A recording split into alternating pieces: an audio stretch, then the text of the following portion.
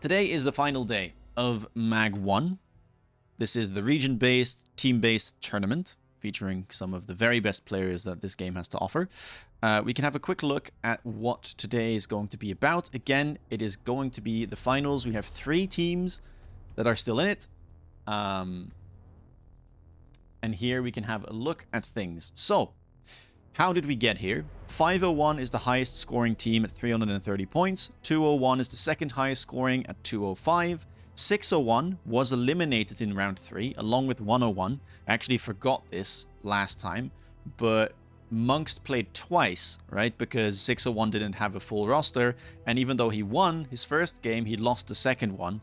And so all of 601's players were eliminated, just like 101. However, 601 was the third highest scoring team at 190 points, and so they were still given the third place slots to play in today. What does this mean? The third place team is guaranteed a 1-player roster in finals. This means that third place teams that were eliminated can participate in the finals in a limited way. This guarantee is rewarded after point standings are calculated, and an eliminated third place team participating in the finals following this guarantee is ineligible for revive actions. So what's going to happen here is that we're going to have Munqst as a one-man team taking it up against first 201 in a last man standing type of format. The game is starting, but we still have some time left, luckily. So, non-eliminated teams were eligible for revive actions before standings were calculated. Due to point advantage, 501 was able to revive without change in point standing. Due to 601's elimination status, 201 was able to revive without change in point standing. Eliminated teams use points only to resolve third place. Eliminated teams in third place are guaranteed 1 player in finals. That is going to be Munqst. All non-eliminated players are eligible to participate in the finals.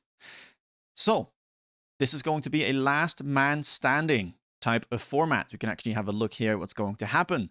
The third place team will face the second place team first in last man standing, and then the remaining players from whoever wins that is going to go up against the first seed, which is 501. We can see that both 201 and 501 have all of their players still alive.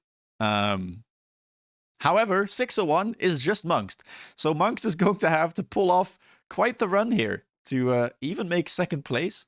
And he's first going to be up against Flower Fairy, who has been known and touted to be perhaps the best player in the game, at least in terms of consistency.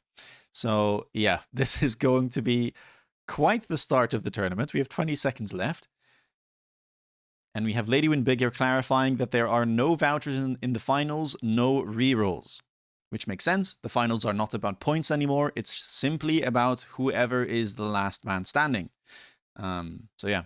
Does Munqst have multiple lives? No, he's got 1. So yeah. Here we go. Round 1, Munqst versus Flower Fairy. Let's have a quick look. Flower Fairy known to play standard. Fortified spec here. Yep. Looks like a very solid pack for him. And Munqst has been known to play standard now as well. With that in mind, honestly, like Fire Badger spec here seems quite decent, and otherwise Supply spec and Speed spec are both playable. Probably would prefer playing Supply, but Speedy Sledges is nice. Ends up going for that Stormcaller pack after all, so we have a Stormcaller v Stormcaller mirror here to start off our very first game of MAG1. For those of you, by the way, who want to have a look at the official cast, that's over at mag1.live. Exclamation mark mag1 will give you all the details you need. It will also allow you to see the matchup bracket and everything. So, relatively normal setup here, nothing too crazy. Flower Fairy is going to be on the blue side with Munqst on the red side. Both players going outside Stormcallers, which kind of seems to be the meta right now if you're expecting your opponent to play a long-range game as well. And we see both players going for the classic double crawler pickup when they start with Triple Fang. This tends to be better than buying Arclights, actually, because the chaff allows for this type of clumping to happen, which gives the Stormcallers enough time to hit all of these fast targets. Let's also get rid of the thing here, and let's make sure I have the MAG1 overlay. There we go. I think we are all set now. Munqst sweep coming. Well, we're not counting him out, but it is quite the Herculean task.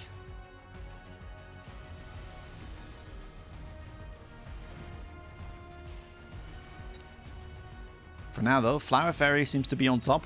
3 Fangs surviving. And a couple Stormcallers here managing to take out the remaining units for Munqst as we enter round 2. Both players still healthy, though, so these first round wins tend to not matter too much. Munqst gets access to his Fire Badger this turn, and we immediately get unit reinforcements. Both players picking up the blue Arclights. Arclights certainly have been more meta and a more enjoyable early game unit to play ever since their attack interval got reduced. The level 2s here, kind of the thing that they need, right? They have that DPS, at least the ground-based DPS, in the form of their Stormcallers, and the Arclights are a nice addition to help out with the chaff. Munqst going for an outside Fire Badger here. I'm not exactly sure if he wants to keep this. That unit tends to not perform too well in long-range matchups because of its 60-meter base range, but it did recently get buffed, with range enhancement only costing 200, so who knows? Flower Fairy here prioritizing chaff first. Doesn't care too much about single target DPS, so buys himself 2 more sets of fangs. You can already see here 7 packs of chaff and an Arclight here in the middle picked up as well. Mass deployments used. And Munqst right now going to use mass deployments as well, but only opting to add 1 crawler in that top corner and deciding to already put down some marksmen. Let's see how this works out. The important bit here is going to be to try and keep these Arclights alive, but the late Fangs can be a bit annoying to get rid of. Let's see how the Fire Badgers perform here. Right now they've got their eyes set on this pack of Fangs, which is going to be instantly deleted. The Marksman does lock onto the Arclight, which is able to tank some shots, but with the help of the Stormcallers it will fall. So right side here looking quite good for Munqst. Those Fire Badgers, only one of them dying right now, burning the rest of the Fangs to a crisp. Left side looking much better for Flower Fairy, as he doesn't have to deal with the Fire Badgers, but the tower will fall. And with that, Munqst should get around here, immediately striking back after the round 1 loss.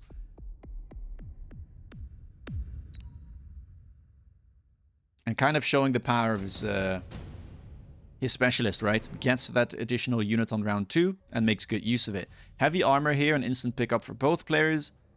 Strong item on these type of mid-sized units, and just a strong late game item on a lot of giants, especially if you get the leveled ones, right? You can think of those high-level worms, or even the non-giants, right? The high-level rhinos. Armor just a very effective item. For now, Flower Fairy holding on to it and still buying more chaff. Buying 2 more sets of crawlers. Will he go for a 3rd? Doesn't actually have the money for it because he goes for instant range on the Arclights. So he really doesn't care right now about the single target DPS. Maybe he's even waiting for that second rotation of free units that will come between rounds 5 and 7 to give him the DPS he needs. Munqst here opting to go for a Fang pack, another Crawler pack, and a Stormcaller in the middle. Doesn't run Incendiary, excuse me, instead opting to just run the HE and the carry techs.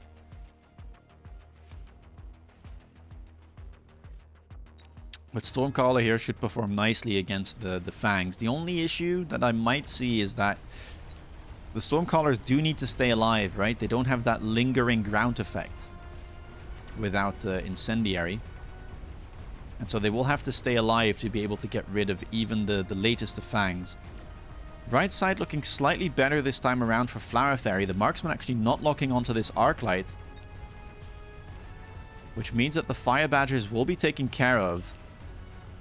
That being said, Fire Badgers picking up enough XP to level, and with the heavy armor, they might be tricky to deal with next turn. Stormcallers for now doing a great job. Tower does fall yet again.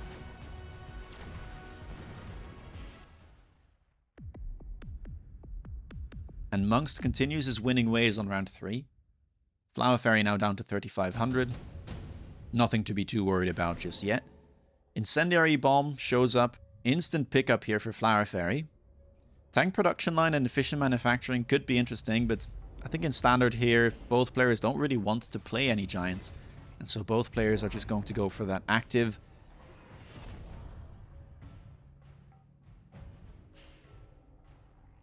Both Incendiaries for now just being used in the front. Question is, will we see shields, or are both of the players just going to accept that, well, they will have to trade either side with the Incendiaries being dropped. Fire Badgers are given a level, and we do see high explosive ammo being picked up. Very cheap tech, 150 cost. More arc lights being picked up on the side here for Munqst, as well as more fangs. Both players just really prioritizing the chaff clear and the chaff for now. No big single target DPS units, just a couple marksmen and those stormcallers. Then we see 2 more late arc lights here on the flanks for Flower Fairy. And just look at the amount of deployments here of chaff on both boards, to be honest. Flower Fairy even opting to go for Sticky Oil Bomb, so extending the fire, basically burning the entirety of Munqst's board. And with the fire being slightly further back, it will probably also burn the Stormcallers. Yeah, the one on the right there instantly burning, the Marksman going down as well, and the level 1 Arc Lights not too happy about it either. No range on the Arc Lights just yet, so Flower Fairy still holding that advantage.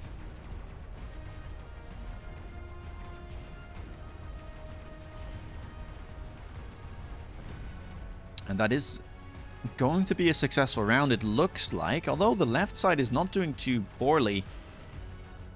Those level 2 Stormcallers there managing to weather the flames. The tower debuff will come in. I think you'll take that if you're Munqst. Not too bad considering the double... the fire on top of the oil purchase there.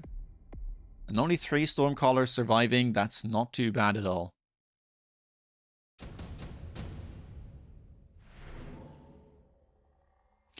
Round 5, earliest possible second rotation of free units. Scorpion is the pickup here for Flower Fairy. Probably will match that into those Fire Badgers on the right side. Will certainly have enough damage to one-shot the pack. Munqst here, what do you want?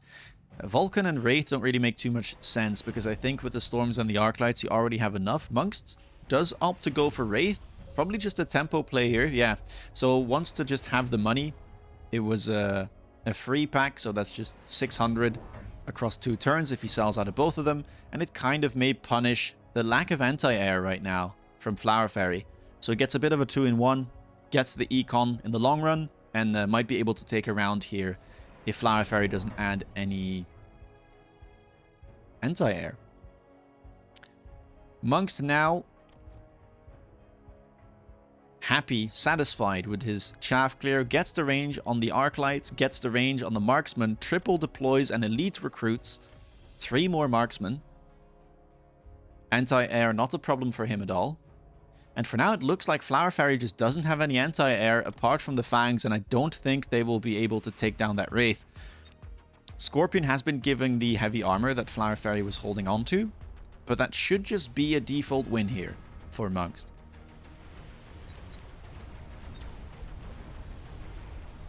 Now, I don't think this Scorpion will be something Flower Fairy holds on to.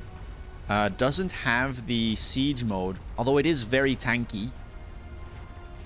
It will probably struggle in the long run, right? Only able to get up to 140 range. Definitely will be a problem against these hyper range Stormcallers and Marksmen. For now, though, it's doing alright. And actually, the Fangs have taken out the Wraith.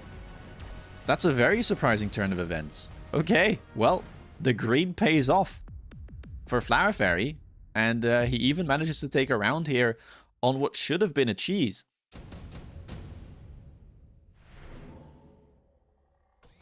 Munqst deciding to skip Lightning Storm available.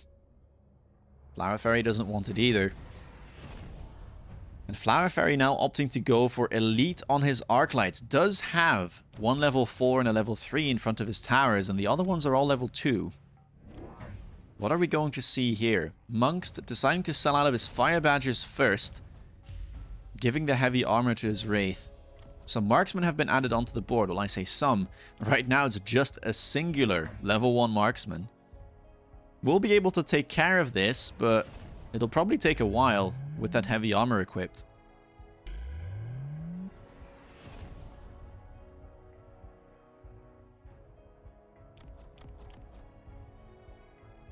And Flower Fairy respecting the possibility of that storm that we just saw. Munqst, though, not opting to get it, could get some econ advantage here if he manages to take out both of the shields. Does opt to level all of his Stormcallers to kind of make up for that loss of attack after clicking the HE tech.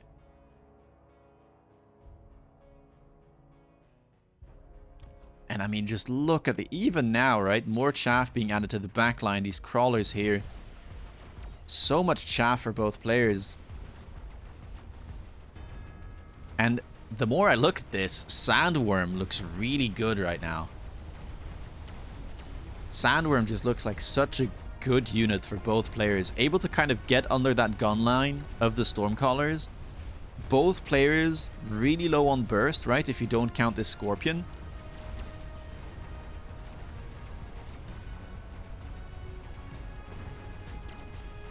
So we might have to look out for that unit. Perhaps in the third rotation of free units. Although we'll at least have to wait another 2 rounds before that happens. For now, though, the Stormcallers from Flower Fairy beating Munqst. And he even gets to keep his 2 shields here. And this is starting to get a bit precarious. Once you start dipping under 3k hit points, you need to be a bit careful, right? Orbital Bombardment here available. Both players pick it up, but here's the nice thing for Flower Fairy. Getting to keep those 2 shields is massive value against the spell.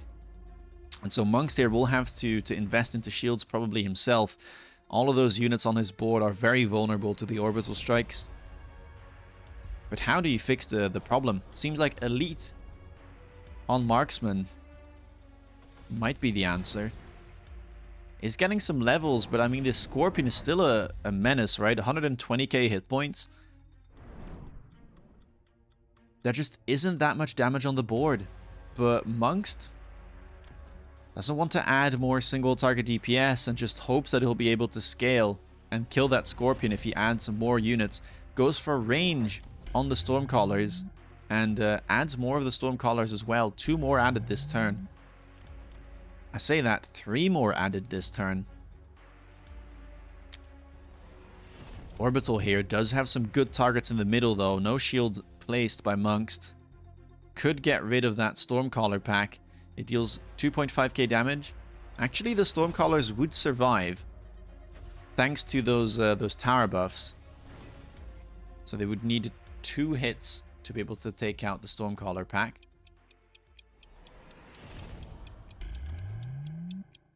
And surprisingly, Munqst has decided to sell the Wraith and not hold on to the heavy armor. Instead gives it to his level 4 Arclight. That could be awkward down the line. If we do see a big unit like Worm showing up, it could be really, really bad. And actually, Munqst decides to loan last second to afford a 3rd shield in the middle and also get that temporary range. Is he going to be able to take a win here? Looks good on the left side. Right side is still struggling with that Scorpion. But left side looks decent. We'll be losing out on 2 shields already though. Finally, that pesky Scorpion goes down. As long as he can hold on to 1 more shield here, shouldn't be too bad. It does get rid of both of Flower Fairy shields. And so he will take the win, but Flower Fairy wasn't loaning in that scenario. And it actually looks like it is a tie? It's a tie on round 7, okay. Round 8, we could get 3 units here. If Worm shows up, I think this is a really bad sign for Munqst. Not having that item. We do get unit reinforcements, but no Worm. Which would have definitely been the best thing for both players, honestly. Triple Phoenix to pick up here instead for Flower Fairy, who was lacking some single target DPS if you remember. Triple Phoenix here instantly answers that. And Munqst decides to pick up that melter and just sell it for the money. Flower Fairy doesn't have Elite available on his Phoenixes, which could pose a problem. Doesn't really have that scaling available against the marksman here. So, it was looking precarious. I keep mentioning that Sandworm, which I think would have been a big problem for Munqst because he wouldn't have the armor available to give to the worm, and oftentimes you will need to mirror because they are already in a mirror. Whereas Flower Fairy could easily transfer the item, right? But since that hasn't happened, and Flower Fairy hasn't invested into Marksman at all, he's losing the Marksman mirror, and he doesn't have the text to match Marksman on his Phoenix. Now to do that, he buys Wasp, which I think is a clever decision. But Munqst at 2,500 might... Wow, okay. Both players... That is insane. Okay, Munqst actually reads the potential Wasp threat, buys triple Wasp himself, and where Flower Fairy goes for the shield, he goes for range. Lot of shields deployed. Fire, well, deployed in front of it though, so it's not going to matter too much. That's a lot of investment into those temporary bubbles. How much can the Phoenixes do? For now, they actually seem to be doing quite fine, and they don't even have range, mind you. Like, the range difference here is huge between the Marksman and the Phoenixes, but it seems to just be enough. Right side, the Wasps couldn't do enough. And I think the Marksman just got stuck on those shielded Wasps. That's a pretty convincing round from Flower Fairy, and I think that's going to be enough damage to make sure that one more turn will secure the win for 201 in this first matchup. Munqst, if he wants to get a chance at doing the impossible, will need to start turning things now. I do like the fact that he's already into range on the Wasps. Could try to double tech. Wow, and Flower Fairy triple techs the Wasps. Doesn't want to lose to any shenanigans here. Making sure that he won't lose to a potential second tech here, which Munqst does go for. But that's such a massive investment.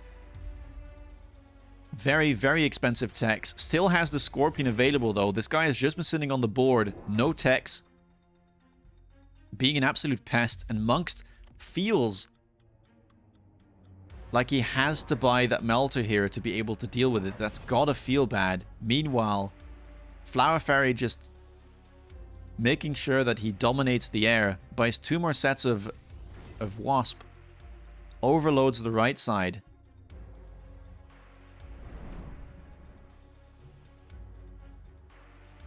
How will this shape up?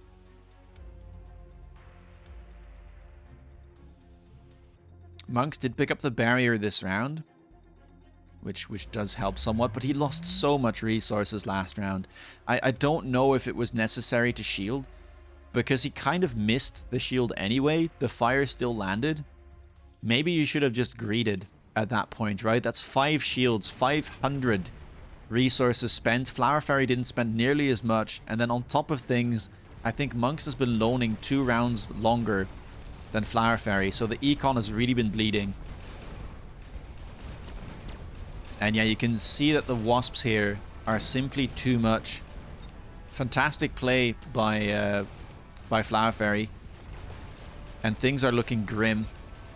The Melter here not even managing to lock onto that Scorpion.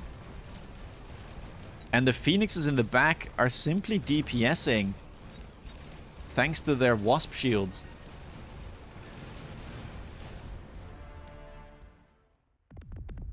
And so that does mean that, unfortunately, Munqst's hero run ends on game 1 by the hands of Flower Fairy. 2377 MMR. Yeah. This guy is scary, especially in standard matchups. What a game, though. What a game. And we have seen this happen quite a lot at high MMR. Just very low investment in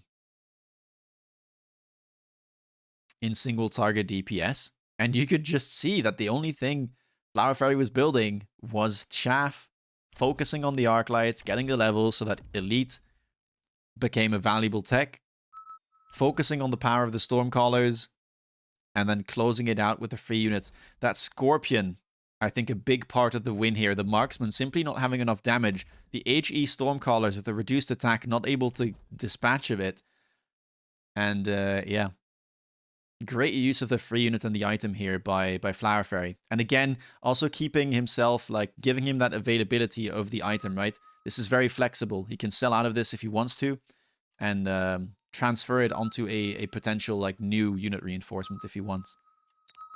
Apooche says, dang, I have to get up pretty soon then. Well, the next match is up, so that means 601 unfortunately is out, as I said. And we can have a quick look at where things stand. If you have a look at this, so Munqst here going down to Flower Fairy, and which means that we're now going to have this game, this match between our second seed and our first seed in the finals, 201 and 501, both teams, 6 players. Rich. The player who wins stays, and then the other team sends in a new participant, right? If you lose, then you're eliminated as a player. If your team still has players that are alive, you can send those in. And then, yeah, whichever team has at least one player alive by the end of everything will win the tournament. The prize pool for this, by the way, is sizable as well. We can actually look here at the all-time earnings for each of the regions.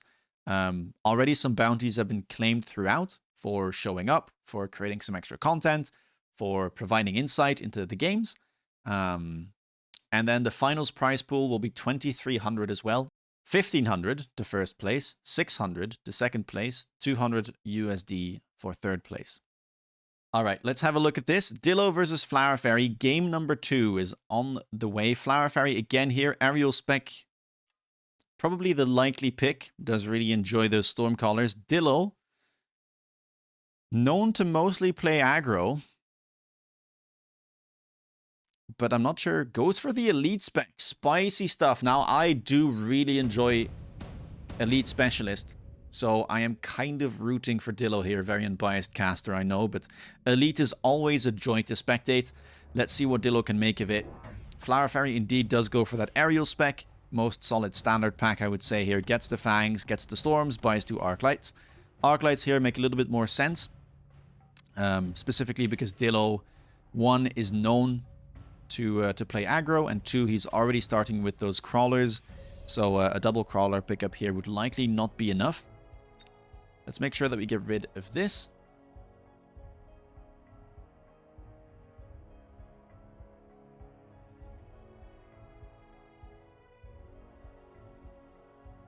Don't think the winner plays next game. Each team goes through full rotation before they can send a repeat. Oh. But Flower Fairy did play last game. I mean, I guess we'll find out once this game is over. Last man standing format for finals. Winner continues until defeated. Ah. So it is... Yeah, so it is winner continues until defeated. Alright. Double crawler pickup here for Dillo on round 1 makes a lot of sense as well. Level 2 crawlers, quite powerful. Round 1, usually very favored for Elite because of it.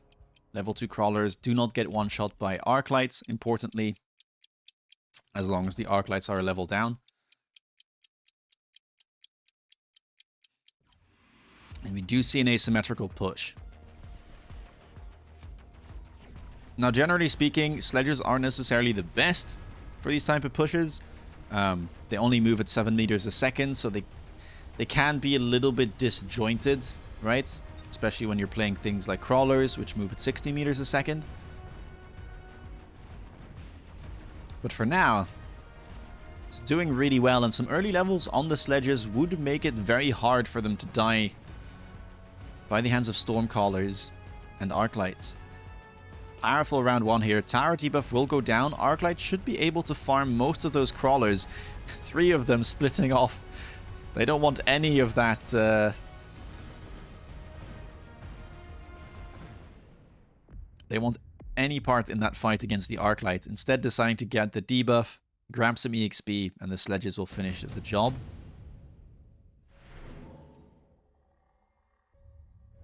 Underground Threat here, available on round 2. It tends to be an instant pickup, very, very difficult spell to defend. As elite, though, actually not the worst. Reason being is that a level 2 crawler pack will beat an Underground Threat.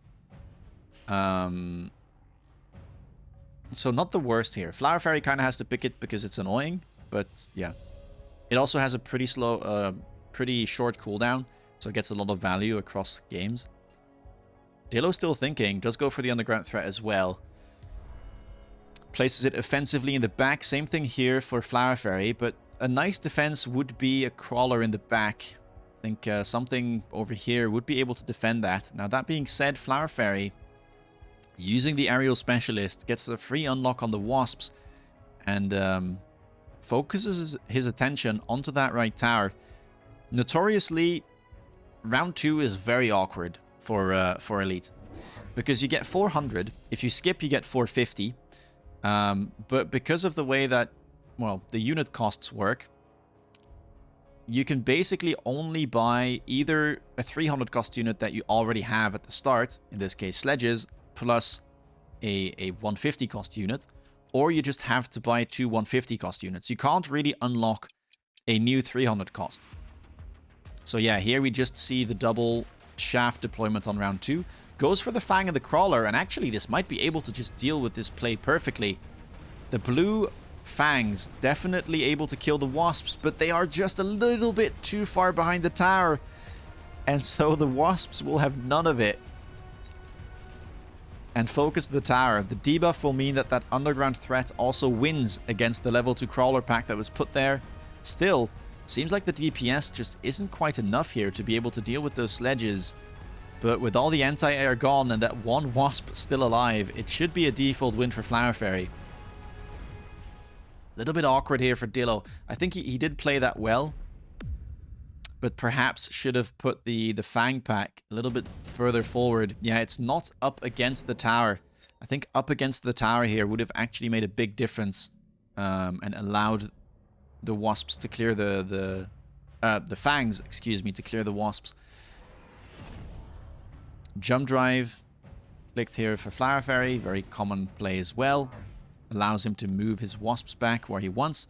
A second Underground Threat shows up and is picked up by Flower Fairy. Dillo this time around opts to go for the Rhino Assault instead. Both drops are being placed on top of one another. I actually don't think the Rhino wins this, especially because we have this Stormcaller pack that will likely turn. Oh, but maybe it will if Flower Fairy doesn't put the Underground Threat there. No, he does. Slightly repositions it. Now, what does Dillo want to do here? For now, we see Flower Fairy again just kind of prioritizing the chaff deployments, adds 2 crawler packs to the mix.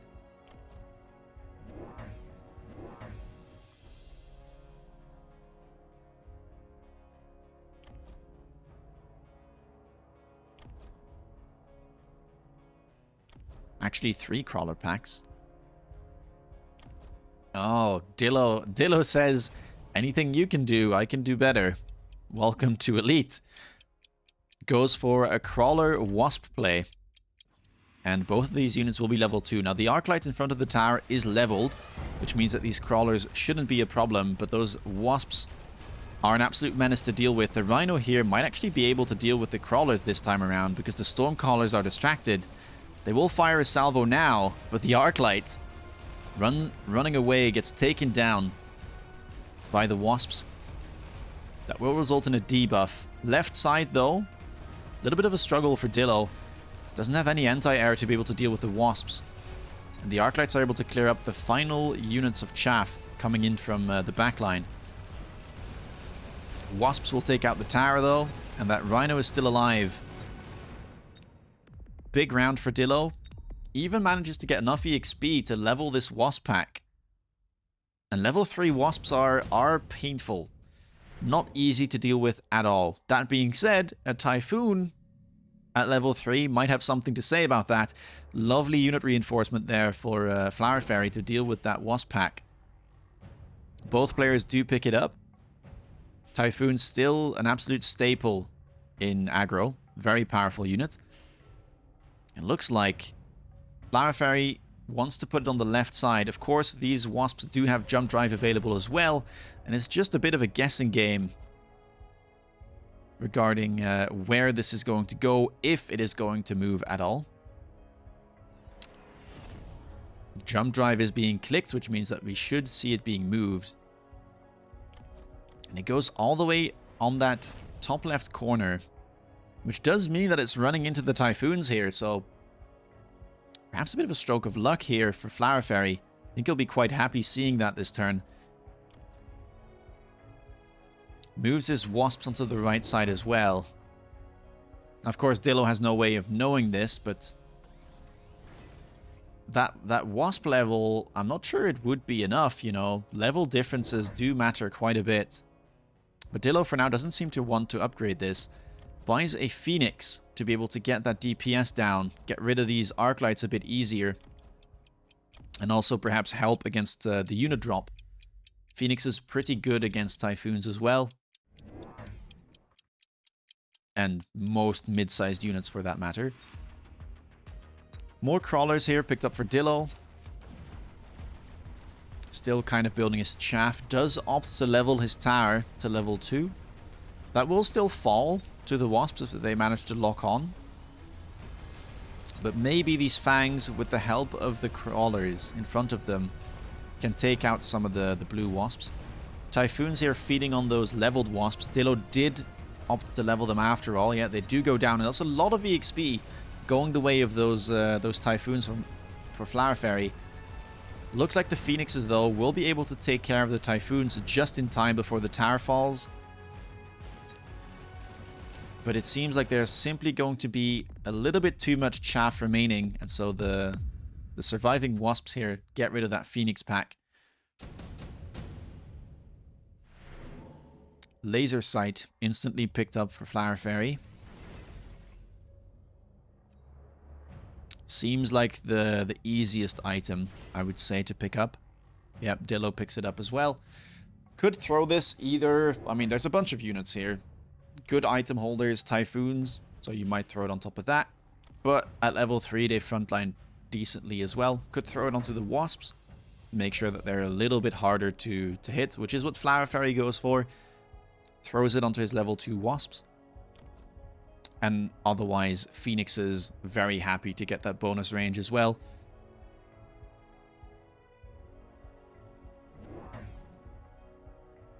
And it'll be interesting to see what Dillo goes for here. Of course, his units are very expensive, but level 2 Typhoon packs, I've seen them do some unspeakable things. But perhaps on round 5, the resources aren't yet enough to be able to afford that. Does pick up the one additional Typhoon pack here. Dillo now buying a mobile beacon as well, moving the Wasps forward slightly. Believes that he can take out these Typhoons.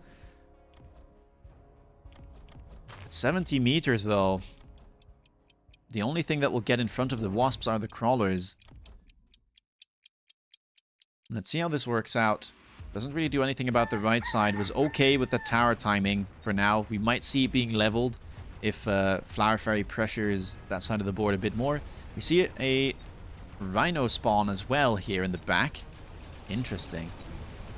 So perhaps Armored Rhino on the cards.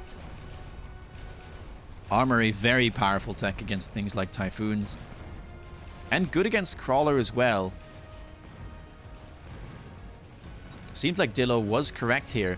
That pull makes all the difference, and that explains why he beaconed those Wasps in such a way. Tower debuff again just comes in slightly after the left side already wins for Dillo. This time around, there are Typhoons left to be able to get rid of those Wasps. A close round yet again, but this will go the way of Dillo. Stops the bleeding, wins up round 5. Flower Fairy is still sitting at almost 4100 though, so Can afford to lose a couple rounds here to stabilize. Round 6, second rotation of 3 units. Fortress, Vulcan, Scorpion, Melting Point. Scorpion here could be really powerful, but neither player opts to go for that. Instead, they want the Fortress. Fortress will usually win out against Scorpions, especially if they are leveled. With techs like Range and Launcher Overload, they kind of become a do-it-all unit almost. Wow, okay, and we see anti-air being clicked here for Flower Fairy. I'm not a big fan of that. Not a big fan of it at all. It is a bit of a tempo play. Obviously, Dillo right now is relying on this, but the thing is that he bought his own Fortress, and in a mirror, having the correct techs and getting tech advantages basically like makes all the difference, right? So the fact that Dillo is a tech ahead here and might be able to get to range Launcher Overload before Flower Fairy does because of that increased cost might make this a very difficult mirror. Let's see how it plays out. Dillo, opting to go for Replicate on the crawlers, just keeps that Rhino there in the corner, not willing to give it a tech. Armor Enhancement could have been decent, but I think because of those units showing up, doesn't want to invest more into Rhinos because they would lose against Fortress and that Melting Point that was offered. Instead, investing more into the Typhoons, opting to go for Barrier on that as well. Only the one Fortress though. And the Wasps are going onto this flank. It has been ignored kind of by Flower Fairy. Really good spot there by Dillo. Shows you that he is an aggro player at heart. Finds the one opening in the defense and makes good use of it. 9-second debuff incoming there. Should be a big round. Still, those 2 Fortresses are still alive. And this blue one might have something to say about the left. Gets a level as well. You know, for all that it's worth,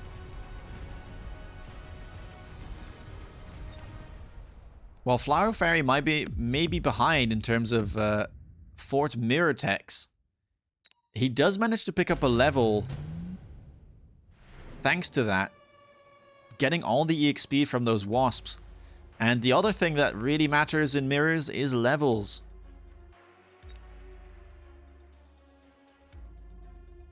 Now for Dillo, he is elite. So the level point of the argument is usually going to be on his side.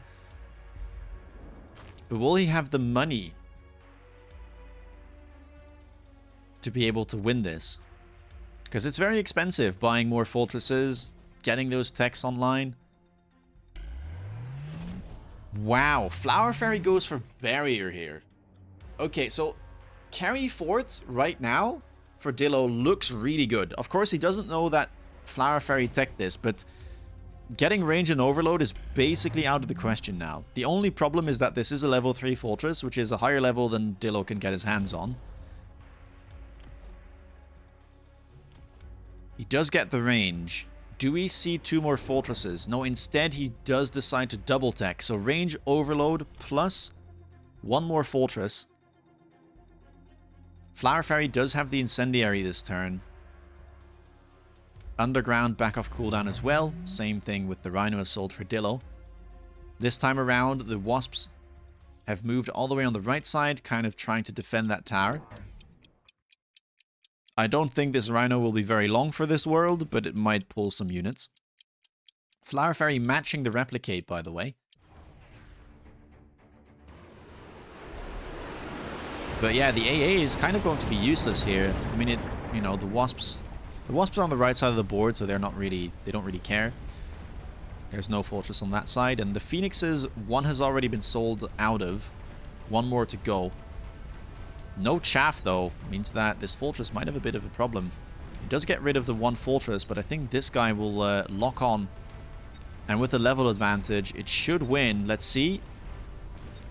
Level 2 versus level 3 fort. This does have that tech advantage, but yeah, level 3 Fortress just a little bit too strong. And so Dillo loses another round, and now getting within kill range, sub 1500 hit points.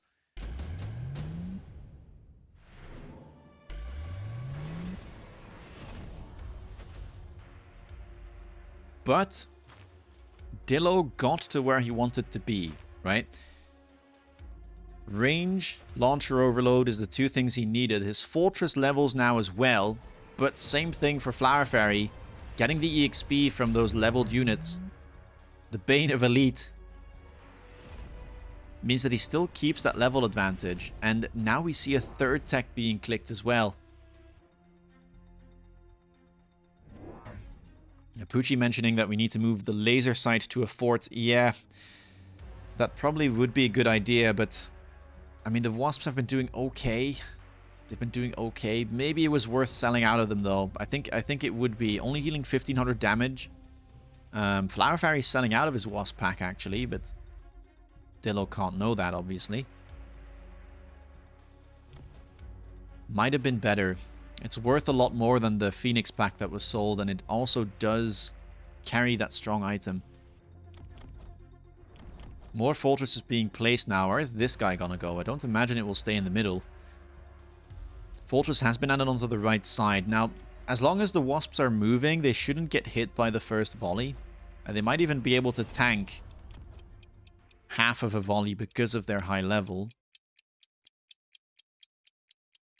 Missile here for Flower Fairy should just hit this. Fortress gets out onto the left side, and Dillo opting to level the tower instead, so doesn't really want to shift his attention to the right side, even though I do think it would have been possible. Yeah, first salvo here will miss. How much can the Wasps do before they get taken out? The second salvo will take out most of them, and the Fangs are working away as well. Oh, yeah, Fortress here does get, you can see the instant level up, right? Because of how much EXP those Wasps are worth. But on the left side, things are looking slightly better. Fortress is winning out. Only a couple of level 1 crawlers going to that level 3 tower. That will not be enough to get the win. Problem though, this level 4 Fortress is just not having any of it. Dillo almost dying there, 36 hit points. Could have been the end if a couple trades went slightly different. We do get 3 units, but none of this looks that great. Might just be a Sabertooth and Cell here. Worth 700 credits. Farseer maybe could be interesting. Dillo seems to go for Farseer. Maybe wants to try his hand at EMP, who knows? Actually only runs 3 techs, I guess he doesn't want to get baited. A little bit surprising, I think it is worth running Photon, but doesn't have it on the bar. Let's see what he decides to do here. Sells out of those Wasps finally, so retrieves the laser sight. This Fortress though, level 5. It has been leveling every single round so far.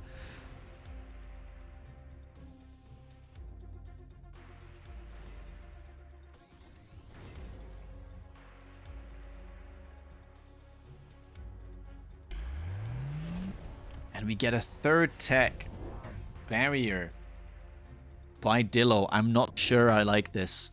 I'm not sure I like this.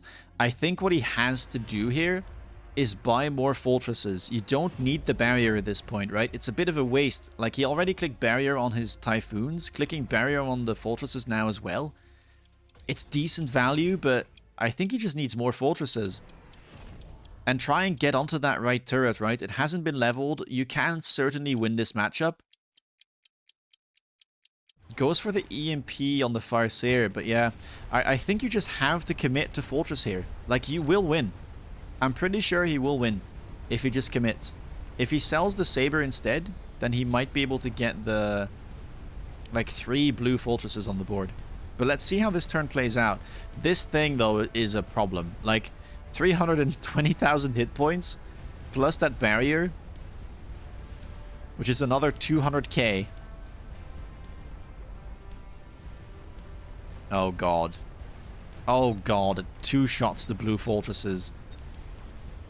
Oh no. Yeah, Dillo adding more Mustang there to the board. I'm not sure if he was afraid perhaps of the Wasp play. I think he was. But Flower Fairy takes another win here. Remains on that hill. And yeah, this has just been such a bane for Dillo to deal with. The levels are simply too much. But So I think what happened is that he was kind of scared of the wasps showing up again, because his anti-air is really bad, obviously. I mean, he has some typhoons, but they get outranged by the fortresses, so they tend to die first.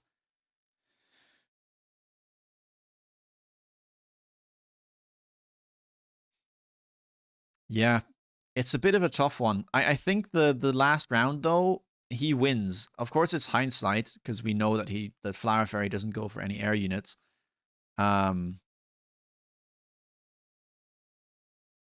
But I think you just buy 3 blue forts. I also don't think you buy barrier. I don't think you care. Like, you've already teched into Typhoon barrier, and maybe that was a mistake, but you can't really revert that. I think you just have to pressure the right side here. Try and get that debuff going.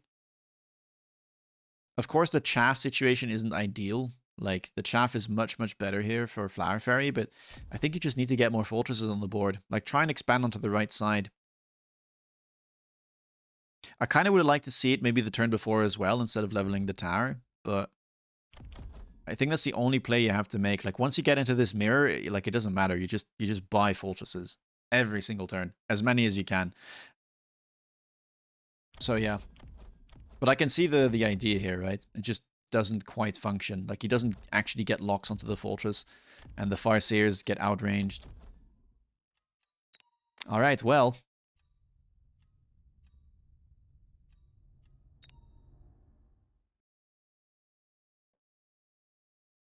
Second game is going to be starting up right now. Between Sacco and Flower Fairy.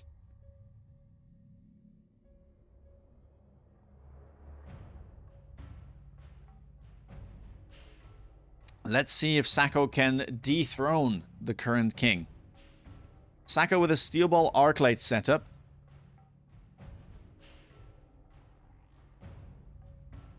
And Flower Fairy doesn't get the Stormcallers this time around. Instead has Sledgehammer Fang.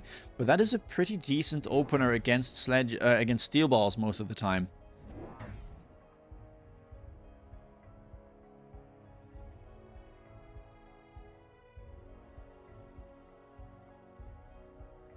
Let's see. Let me try and get rid of the chat feature here.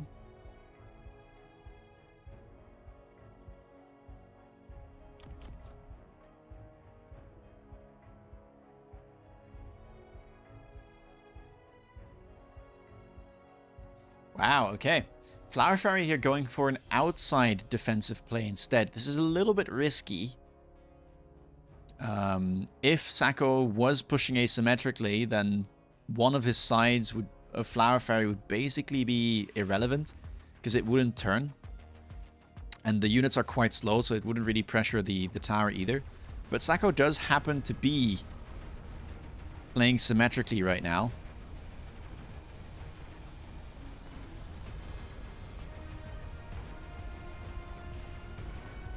And because of that, the defense here might be successful. Let's see. One Steel Ball left alive. Very close round. Right side's barely winning there. One Steel Ball manages to stay alive on a sliver of health. And with the debuff, that Arclight for Sacco will actually win out as well. Yes, we are currently in the finals of MAG1. The 201 team versus the 501 team. 201 already managing to take out, well, 601 first, with Flower Fairy beating Munqst, and then taking out Dillo afterwards for the 501 team.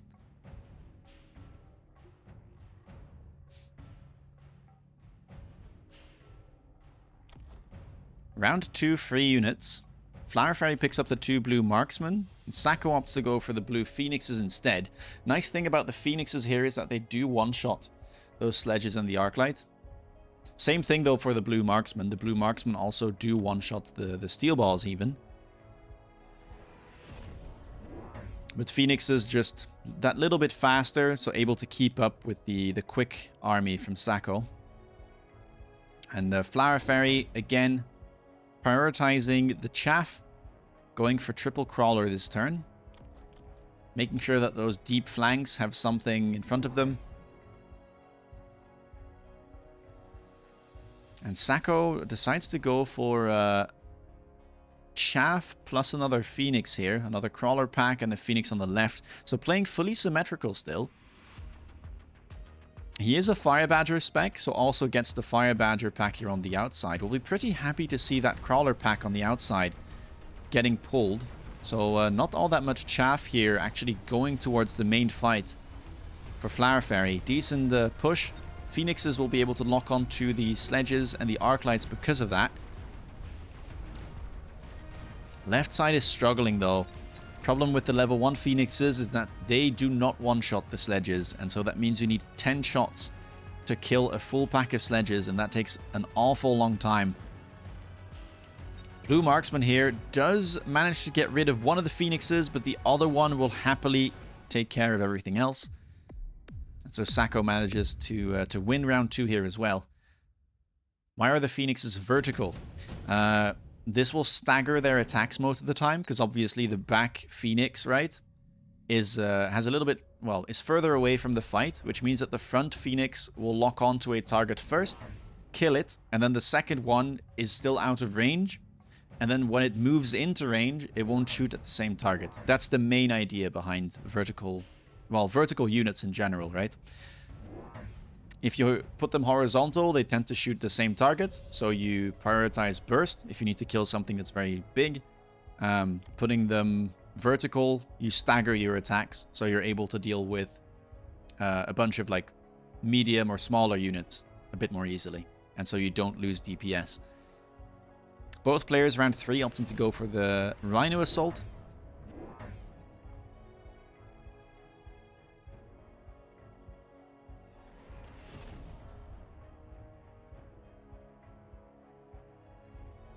Both players using it aggressively.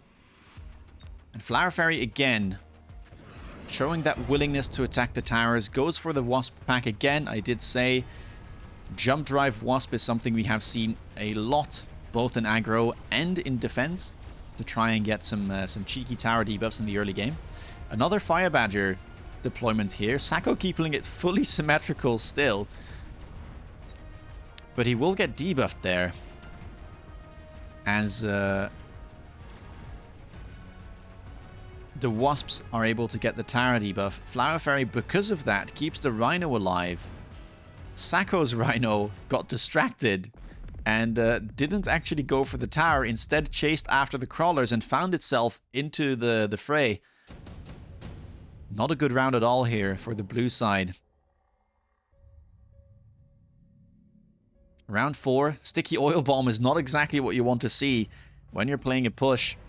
Flower Fairy very happy to pick that up. Will get access to 2 of those, as he still has the Tower Oil available as well. Flower Fairy, Rhino spec, gets access to that Power Spike this turn. Level 2 Rhino here in front of the Arc Light. Was quite happy the previous turns dealing with these Fangs and Crawlers, but times will change, little guy, and yeah, you're not going to like the situation on round 4. Flower Fairy using the mobile beacon here again, moving his Wasps from the flank to be able to get into this tower. Sacco, though, expects the play. Very heads up, and I think if you're an aggro player, you are good at looking at what the weaknesses are, not only on your opponent's board, but on your board as well. And realizes here that the center is quite vulnerable, so he adds another Steel Ball pack and a Mustang pack as well.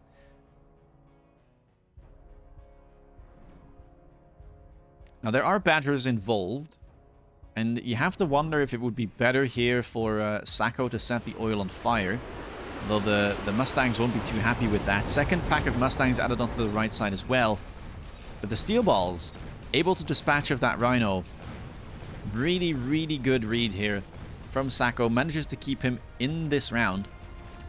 Problem though, the sledges have leveled. So not only do the level 2 Phoenixes no longer one-shot those sledges, but the level 1s need a lot of shots to get rid of that pack. So left side is still winning. Right side, though, will be successful. Fire Badger is not setting the oil on fire, which means that it will be there yet again next turn, which Might be a bit of a problem for Sacco. But this is a really good turn. Massive, massive turn. 2,600 hit points remaining there for Flower Fairy, and that's all off the back of this crazy read.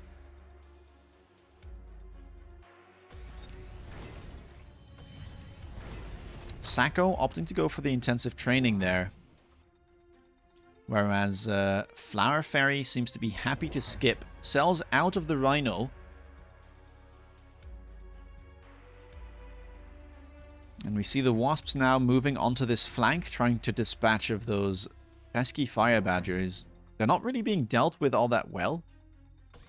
Ah.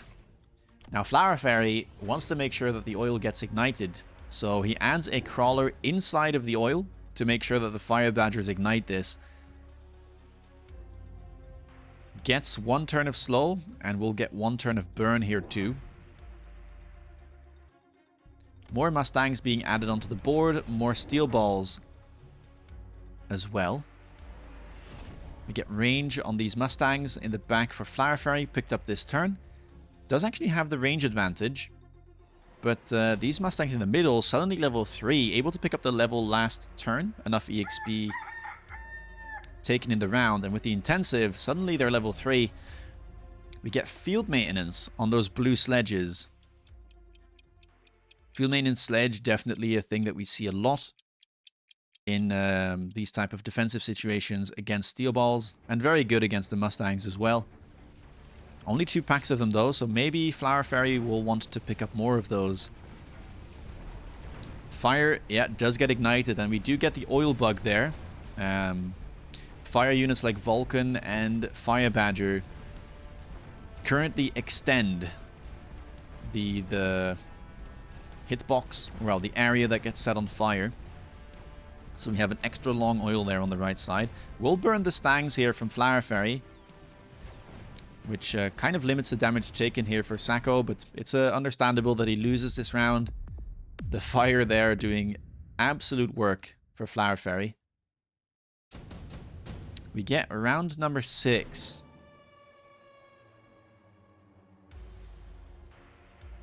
Is there anything here that looks good for either player? Absorption module can be strong, but currently there aren't too many units on the board that really benefit from having that healing. Electromagnetic impact could just be decent. Pretty cheap spell. Might even come back a second time before the end of the turn. Sacco does pick up the absorption. And Flower Fairy instead wants to go for mobilized battleship. Season opening. Sacco now has enough money to be able to get range on the Mustangs and actually predicts, or at least prevents, this play from happening as he beacons his Mustangs backwards. And yeah, I think Apooche might be correct here. This does look like it might be a transition from Ball Stang into Fort Stang. Sacco definitely healthy enough. And we should get free units next turn, which will either add resources to either player's bank or just offer that fortress straight up. Second oil now does get purchased, and Flower Fairy actually has purchased the second tower enhancement, something you don't see all that often. Adding more Mustangs here as well. And also deciding here to set that on fire again, or at least trying to. The Fire Badgers might not be able to. Let's see. The fire not quite getting onto the oil. Doesn't get ignited, but that's an absolute disaster for Sacco, honestly, because that oil will just stay there until next turn, and then it will get set on fire again. Unless Sacco decides to sell the Fire Badgers, but in that case, the slow effect remains, right? Right side definitely does look a lot stronger. You've got these massive Mustangs here, now able to pick up another level. And the intensive will be back off cooldown too. Could be used on the Mustangs, could also be used on whatever big unit shows up this turn. Let's see. We should get 3 units. We do. Oh, and Fortress shows up. Flower Fairy does pick up the fortresses as well, but yeah, you have to imagine Sako will pick that up. He could use the intensive training to get an early level 2 fortress here. Then the question is, will he go for instant barrier? Decides to sell out of those steel balls on the right side, retrieves the absorption module. Flower Fairy tries to use the Rhino Assault here as a javelin. A budget one at that, but if he managed to hit a unit over there, it would trade hit points. Does indeed intensive the fortress. And again, we talked about this, right? In the Dillo game, the things that matter a lot in mirror matchups is tech advantages and level advantages. Now, the tech advantage currently goes to Flower Fairy, I want to say, but Sako also opting to go for barrier, so that is no longer the case. Which means that Sako has the level advantage. Flower Fairy has more fortresses though, 4 on the board here. So it's going to be indeed item advantage and level advantage for Sako up against number advantage for Flower Fairy. Both players kind of playing the same comp. Both are playing Mustang Fort, one aggressive, one defensive. The level advantage does go towards Sako on that massive Mustang pack, which he does beacon towards this big fortress. Understanding that this will be put on fire.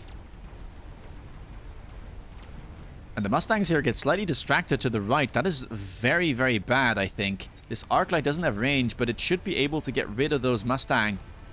That pack was quite important. Left side looks good, though. This fortress is a menace. Shield hasn't even been touched, it looks like. Still has 90% of its health. So tower will fall. Most of the big Mustangs are gone. Right side is pushing in, but that does mean that the Mustangs will burn up for Flower Fairy. Almost all of the fortresses there are going down. Close round, but I think this fortress should be able to farm up the remaining units. Yeah, that does not take any damage with the absorption module.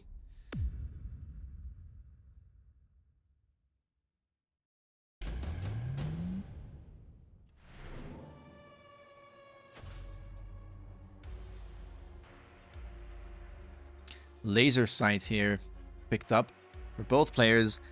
Finds its way onto that level 4 Mustang pack, which, yeah, because of that awkward turn, didn't quite get enough EXP to level. And I'm guessing we'll see some steel balls being sold here, perhaps, for Sako. And from there on, it should just be fortress, fortress, fortress with more techs. Second tech picked up here for Flower Fairy. There is fortress, fortress. Will we see another fortress, or will we see a tech? Does have enough money to be able to afford something like the Overload or the range. Could also buy a third fortress, though. Yeah, and Sako mobile beaconing away here from that side. Might be an oil read, yeah. There are some... I mean, the fortress could also just walk forward and block most of it, so I don't know exactly how much of an oil read this is. Both players now loaning, getting that temp range and the temp speed.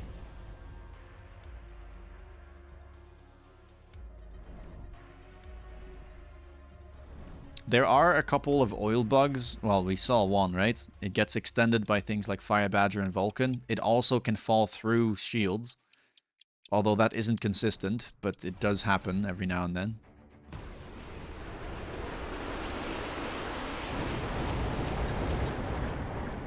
And the Phoenix is actually getting jump drove. Sako, one of the few players that runs this. You don't see that too often anymore. And both of them are level 4, well, level 3 and level 4. There's quite a bit of DPS there. You can even see that level 4 Phoenix pack is top on damage.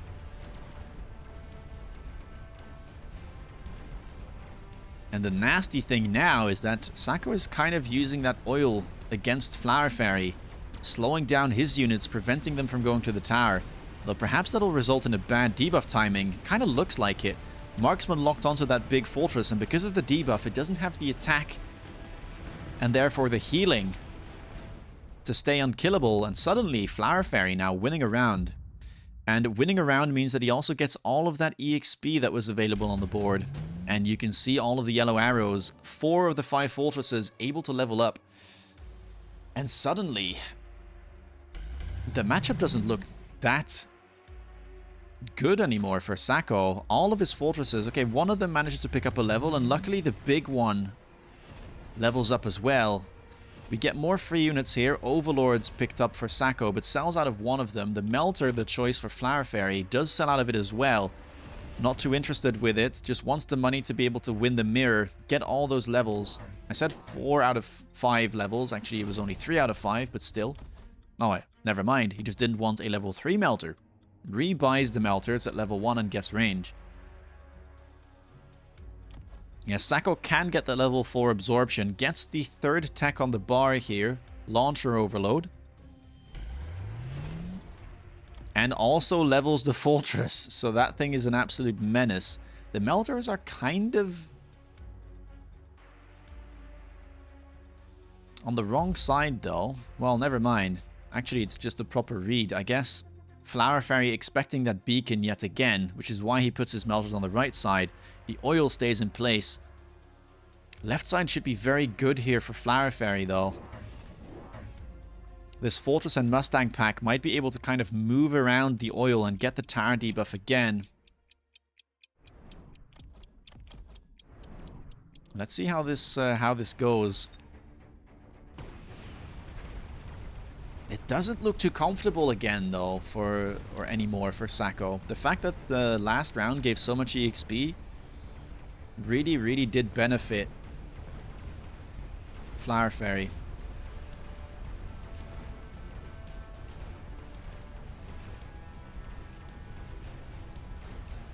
Let's see, can the Melter lock on? For now, the answer is no, but as I say that, I kind of jinxed the situation, and it locks onto the big fortress. Now, perhaps a tower debuff here might keep it alive. The tower debuff does actually happen with the help of the Phoenixes. The big fortress stays alive. How much damage is on the board, though? This looks decent. The tower debuff not as bad this time around. The fortress is out of reach, so they will be able to recover from the debuff. And now this guy just heals up back to full almost. Look at that. So Sacco picks up another round. Fortress doesn't level again. I mean, that would be kind of insane, but we did see it in the previous game for Flower Fairy, so it's not unheard of. Electromagnetic Impact this time around is picked up. Very cheap spell, and the damage on the shields is quite valuable. Can hit 3 shields here with it at least for Sacco. More fortress levels, though. No level 3 fortresses for Flower Fairy, but he can get everything to level 2, which is a big help. Oil back off cooldown. EMP picked up for him as well. The mobilized battleship also back off cooldown, but this time around, Sacco using the jump drive to defend those flanks should be completely fine. And Flower Fairy kind of knows it, so instead decides to use his mobilized battleship passively. The Overlord gets sold for Sacco, gets a bit more money here. Will we see another Melter? We do, all the way on the outside there. And Sacco opting to get a little bit of EMP damage onto those 3 middle shields. Another Melter now showing up as well. And Sacco buying more fortresses. Will we see one more? Will we see 2 more? Goes for Underground Threat here. Sorry. Subterranean Blitz, rather. Pretty good tech against things like the Mustangs. They don't really like dealing with crawlers. Now, when they're high level, they can, but the additional tankiness from the Subterranean Blitz could maybe help and distract Flower Fairy for that extra bit longer.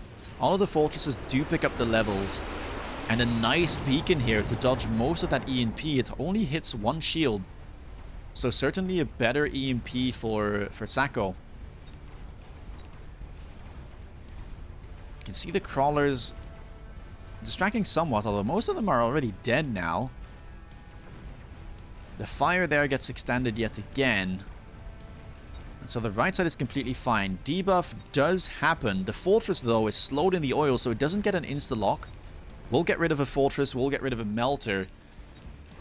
Melter on the left side, though, holding on for quite some time.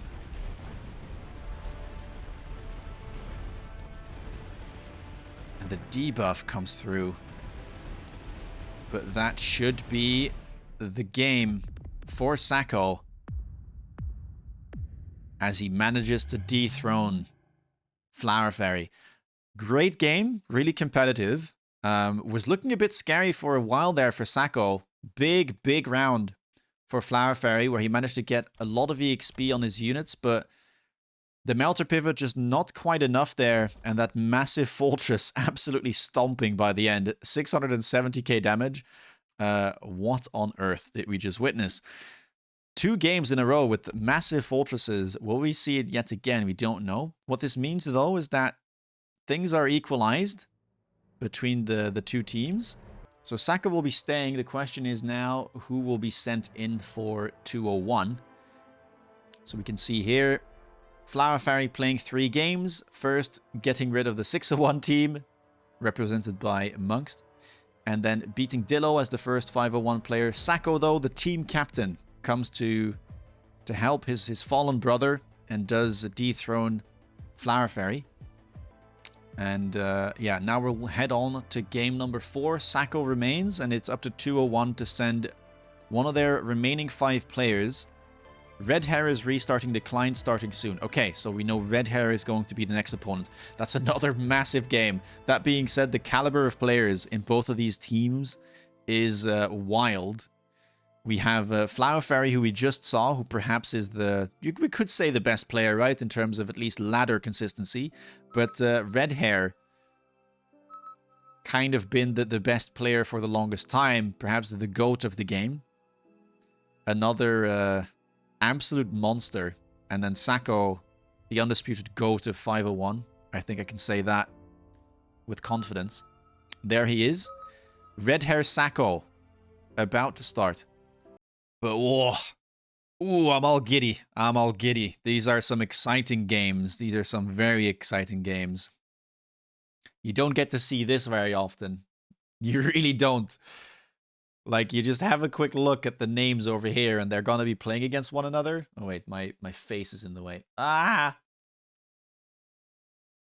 Look at this. Look at that. B-Man, Shade, GODOG, Flower Fairy, Measim, Red Hair, Sacco, Dillo, Zillilag, Arbiter, Apooche, Doxon.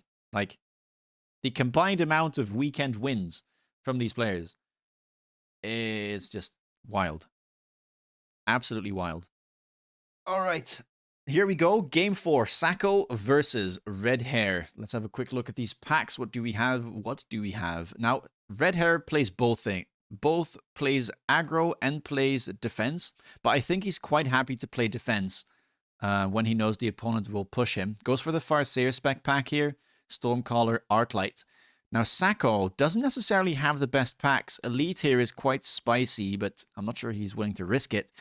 In a ladder game, maybe. But it is risky. Goes for the Fire Badger spec instead. With the Tarantula Crawler start. It's an I say it's an alright pack. Tarantula not really that good into Stormcaller. Big target, they're not that quick, so they tend to get hit a lot. And Arclight, well, the early game counter to Crawler, so I think Red Hair here will be quite happy with this setup. We'll set up in the middle of the board here to be able to deal with an asymmetrical push, which looks like Sacco will be going for. It makes a lot of sense. Trying to go for a balanced approach here, I think, would not go down very well. Again, those spiders and crawlers get countered, so it's better to try and overwhelm one side of the board and get some tempo in that way. Goes for the 5 crawlers on round 1, buys 2 more, in addition to the 3 ones he started with, and we see double crawler here picked up for Red Hair. A bit more outside positioning here behind the tower, which does mean that a lot of this can get pulled by either a shallow or a deep flank if Sacco decides to go for it. For now, looks like the setup will be on the right side of the board. Spiders somewhat far back. Further back than you might expect, perhaps. But this does mean that he kind of stays outside of that Stormcaller range, which is perhaps what he was going for. This allows him to put the crawlers further back without needing any crawlers on the line, since the line will move forward a bit. And make sure that these crawlers can perhaps run past the tarantulas before they get insta-locked by the stormcallers. Let's see. These ones you can see are now turning. And so the tarantulas will be safe. Arclight even... Wow. That is such a fantastic targeting engagement there for Sacco. Manages to bait the Arclight onto the Tarantula, which means that all of his crawlers remain alive for the most part, allows him to get that debuff, keeps some crawlers alive, and now the Spider is within touching distance of another Arclight, which will fall. Will this Arclight recover? It will, and so it looks like the Stormcallers will win, but I think that's about as good as you could have hoped for there. For Sacco. Doesn't get insta-locked by the Stormcallers, manages to get rid of that Arclight on the side he's pushing without losing too many crawlers.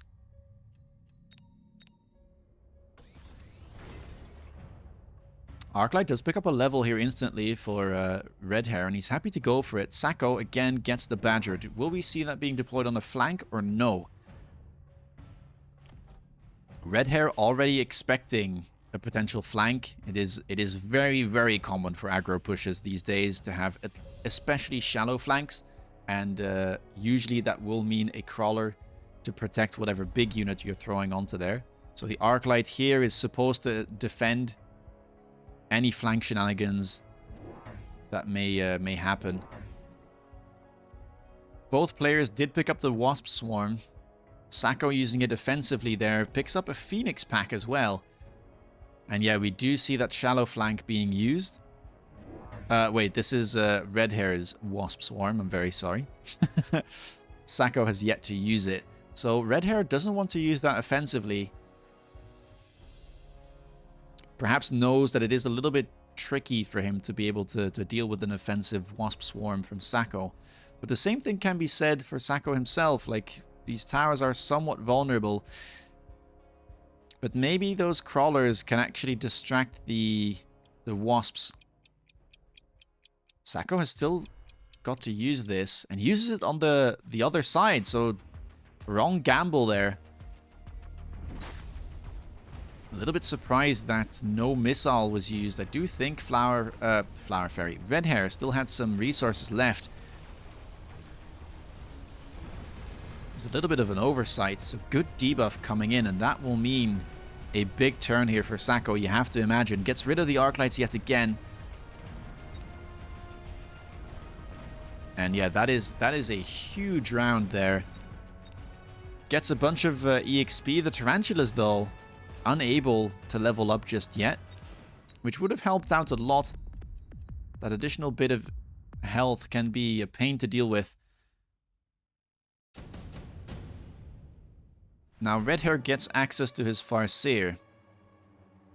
Does get his Power Spike, where Sacco got the Fire Badgers last turn. Both players opting to go for Missile Strike, with Red Hair aiming for Sacco's Phoenixes. Farseer gets added onto the right side to be able to deal with the Fire Badgers. Very powerful unit in the mid-game. Bit of a do-it-all unit, and certainly will have the DPS to be able to get rid of things like the Fire Badgers. Missile here, though, looks quite juicy as well, and Sacco turns his attention immediately to the left side of the board, which doesn't have that much chaff, and won't have that many units either once this Missile Strike hits the Stormcallers. We do see a Phoenix flank now coming in for Red Hair, though, who also does have Jump Drive on the bar. We see this Fire Badger Phoenix duo coming into the left tower. That should mean a quicker debuff for Sacco, as these Phoenixes right now, no mobile beacon, might even get distracted a little bit by the crawlers. We'll have to see. And just look at that. All of the storms, all of the crawlers on the left side instantly gone. The Arclight bids its farewell too. That should mean a quick tower debuff. Yeah, Phoenixes do go after the crawler. Now they get slowed by that debuff, which means they will turn their attention to the tower as well, but it's probably going to be a little bit too late. Farseer, another one was picked up there for for Red Hair. And that will go down. Farseer on the right side able to DPS at least a little bit with the return debuff, but that won't be quite enough. Whoa, a little bit precarious situation there. Sacco almost losing his anti-air, but not quite. Either way, there would have been too many crawlers, I think, to not have a tie. But nice round for Sacco. Red hair now down to 2600. We get 3 units on the last possible round for the first rotation. Double Scorpion picked up there for red hair. And what does Sacco opt to go for? Once the Wasps. Interesting pick, considering his opponent does have Farseer. Now, Farseer, not necessarily the best against things like Wasp Carry, but certainly able to deal with untechted Wasps. Bit surprising.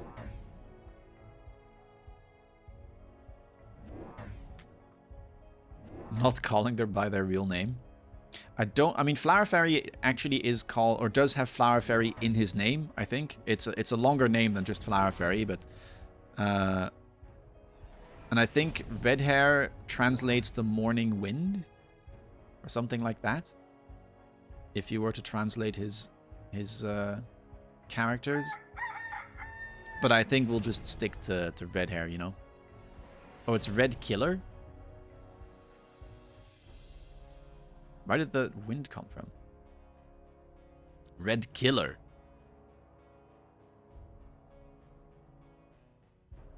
That's kind of scary, you know, but I guess it does fit him.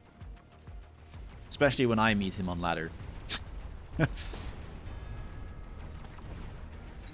man is an absolute menace. Alright, more Farseer been added onto the board. Sacco deciding to stack the left side now, adding more Phoenixes and doubling those Wasps. The Farseer able to get rid of at least a good amount of them, but I think one pack will survive. Maybe a bit less.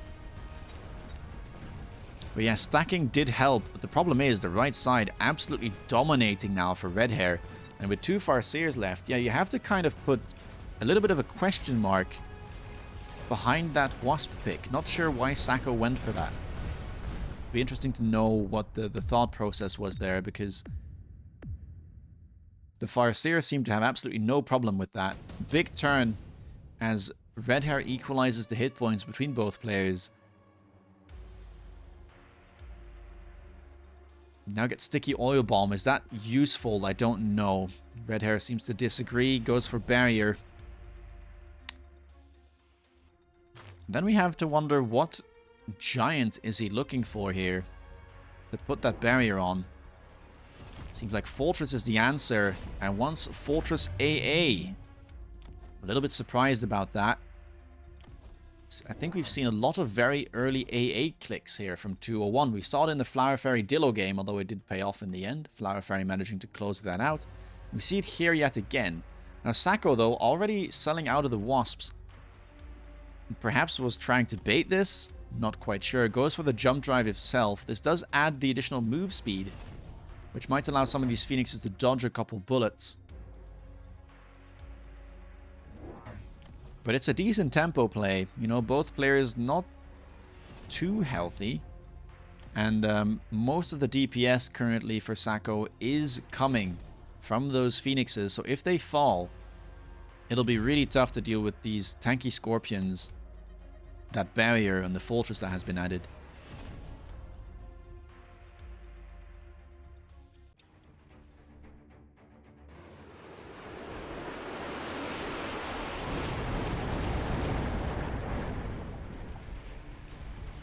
Red hair's name means take shower, feel and joy from the morning wind.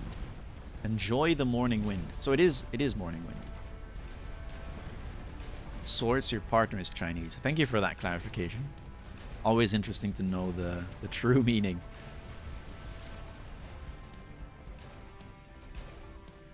of the 201 player names.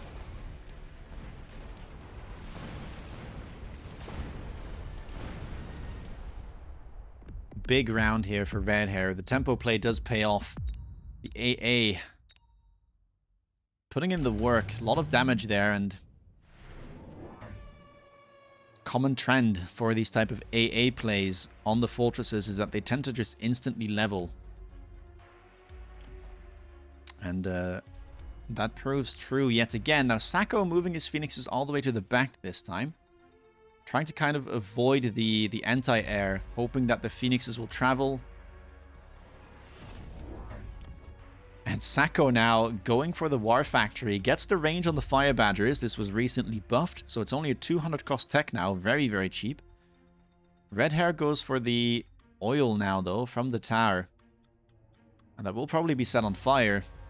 Or at least it will slow. Either way, it's going to be quite useful. Sacco going for launcher overload on that factory. No money for range. It's round 6, so it's a big investment. And I guess slowly going to sell out of those units, those air units. Sells out of the Wasps this turn. Finally got rid of all those packs. Perhaps just wanted to have the resources from that free unit drop. Both players have access yet again to the missile strike. Sacco here trying to just hit a bunch of chaff. Same thing for Red Hair. Goes for an offensive Wasp play though. No, that's Sacco, dude. I'm not paying attention. Both players using it defensively. Sacco all the way in the back over there, and Red Hair on the front lines. Will this factory play pay off?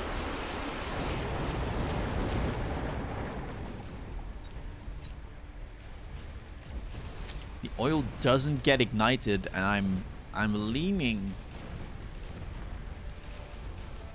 towards the opinion that that is probably worse for Sacco. There, he didn't have that much chaff, but it just slows down the factory by so much. Finally, it locks on, though. The tower on the left has been leveled, but it won't survive for all that long once the fortress gets his hand on it. And now with the debuff and the slow, you'll just look at this. The factory just not managing to get in range of these units at all. Still powering through the oil. And because of that, it will go down. The lack of range because of the overload and the slow from the oil means that the factory doesn't pay off. And actually, I think that's just a round 6 win. Red Hair absolutely crushing the opposition here. And immediately dethroning Sacco, who got rid of his teammate. Very, very powerful defense there. The AA, just such a powerful tool there. Red Hair just realizing that perhaps there is too much of an air commitment here from Sacco for him to be able to easily pivot and sell out of everything. Had those double Wasps and the 3 Phoenixes. And so, yeah, manages to pick up a round here. Really good oil there. Absolutely nasty. I do agree. And yeah, if this goes longer, perhaps Sacco would be okay. I think without the oil, maybe he would have a chance. Factory can definitely be very good against the Fortress here, but probably would need the range as well. And Red Hair won't allow it. So, we'll see Red Hair now trying to defend his position on the hill in these finals. And Arbiter already has joined the lobby as well. Again, like, this is such a 50-50 matchup as well. Like, both players just so strong. Can we get a channel point Gambit? If the mods want to set it up, we can. Let's have a quick look at the packs here. What do we have? Red Hair opting to go for supply spec. So it looks like a defensive positioning will be coming out from him yet again. Arbiter gets fortified spec, Arclight, Steel Ball, so we will be seeing the aggro version of Arbiter here. Pretty good matchup for him, I would say. Gets the crawler counter in the form of the Arclights, and the Steel Balls are very, very good against Stormcallers most of the time. They got that speed to be able to avoid the missiles, and they also have such a low range that they can actually dead zone the Stormcallers and just be safe.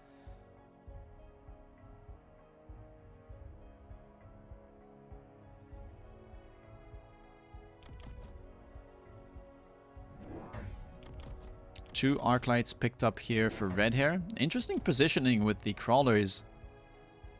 Haven't seen this just yet. Kind of stacking them. very close to the tower. Does predict the correct side. And we see Arbiter here going for 2 arc lights with his main push and 1 arc light behind the tower there to be able to deal with a potential crawler pack moving in, which will be happening. This also allows him to later level up the tower and have the arc light perhaps use the tower as a shield while it can get rid of some of the smaller units. Let's see how this round 1 plays out. The way that Redhair wins this, by the way, this positioning is crazy. Stormcallers behind the tower. Not something you see very often. Perhaps has been cooking a new defensive setup. The way that he wins this is if he can manage to lock up the steel balls, and he kind of seems to be able to do so. Steel ball's not moving at all, and that volley will just hit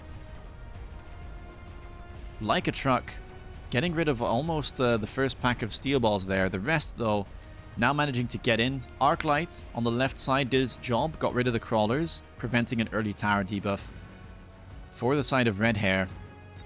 And now the steel balls are turning their attention to that left tower. What will happen? The Stormcallers right now turning. One of them, nope, never mind. All of them getting distracted by the Arclight, which means that this little Arclight won't get tower debuff in time. The steel balls get within that second pack of Stormcallers dead zone.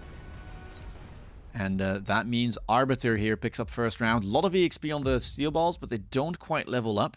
835 out of a required 897.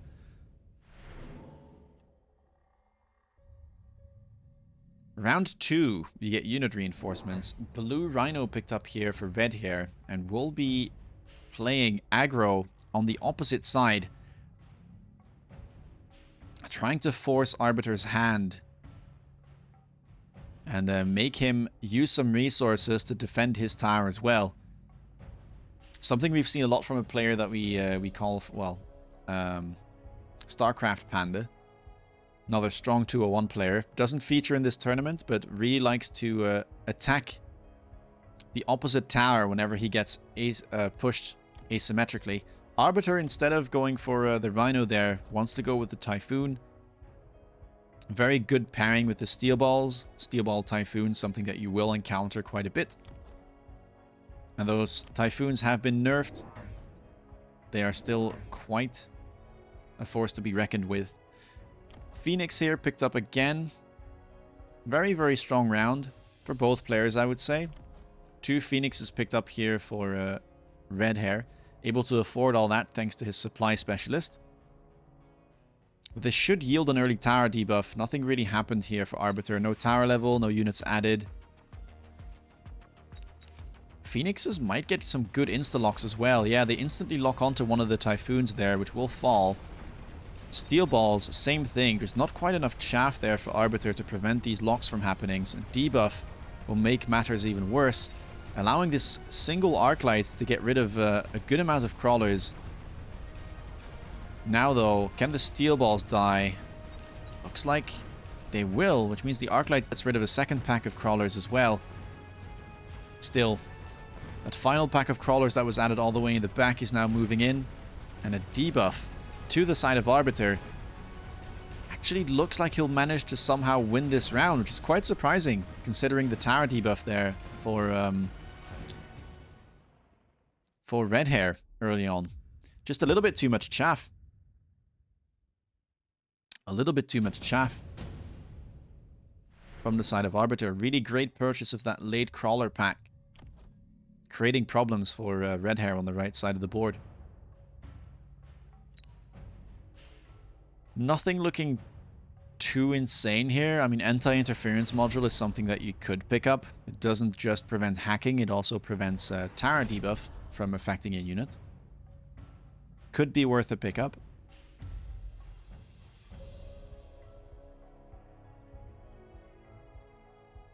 We see the oil here picked up early on.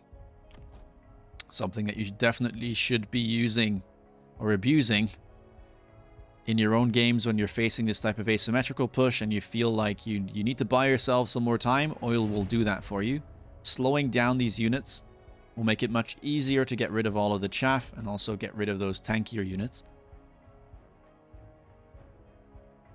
You see a bigger commitment to the left side now. with the jump drive Phoenixes being put to use yet again by Redhair, what will Arbiter's response be? Goes for some Mustangs.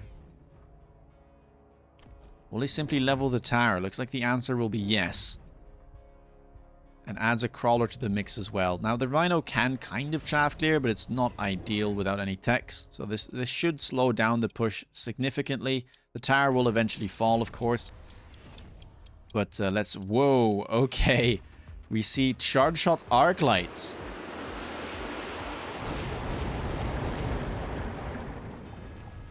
For the side of Redhair. That is not something I was expecting to see in these finals, but the damage is really there. Now, the problem usually with charge shot arc light is that it loses so much of its attack interval that it's no longer able to properly chaff clear. But thanks to the oil here,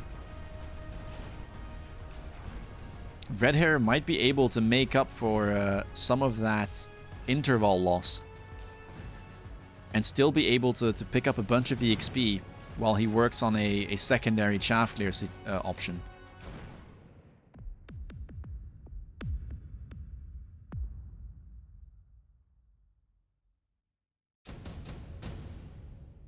Good round for Redhair. Strikes back and make sure that he doesn't lose 3 rounds in a row. Round 4, Super Supply Enhancement. Tends to be an insta pickup, and both players do go for that.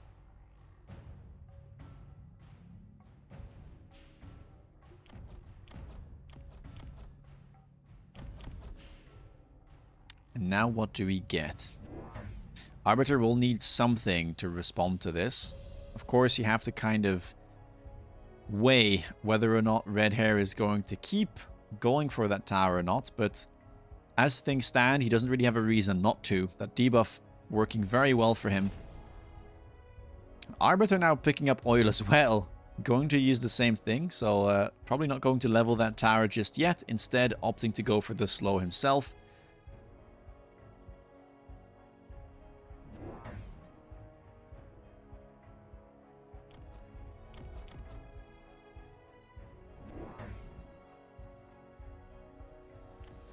We get more Mustangs added as well. So Arbiter being quite respectful here, but won't really have the damage to be able to dispatch of this Rhino. It will get slowed, and it will take a while for Redhair to get this tower. But as things stand, that thing is not dying.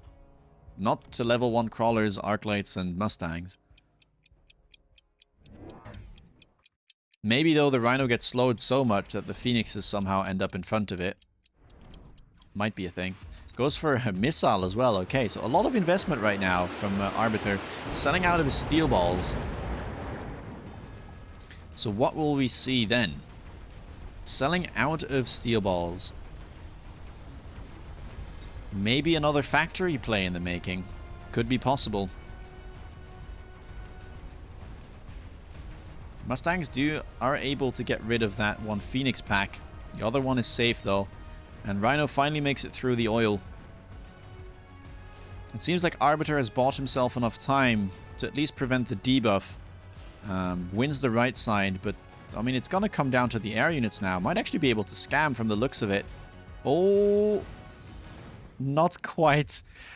Could have gone either way there. It was all hanging in the balance with these 2 Phoenix packs, but Redhair comes out on top.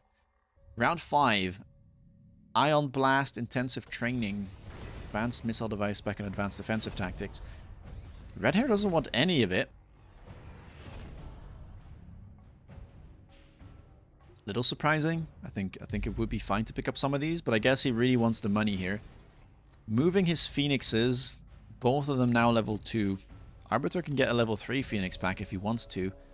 And Redhair now moving his Rhino from that front line to the right side of the board. 1250 in the bank right now for Arbiter. Let's see what he decides to do with it. The only thing I can come up with here is that he is trying to go for a factory play. Could also be a Fortress, maybe. But I feel like he's still a little bit behind in terms of getting to a Fort Mustang setup. The Mustang's not leveled, not teched. That being said, he does have a decent amount of hit points, and the opponent doesn't have any giants as of yet, so he isn't really in any danger of dying instantly. And so yeah, we do see fortresses being picked up instead. Good counter, classic counter to carry Arclights.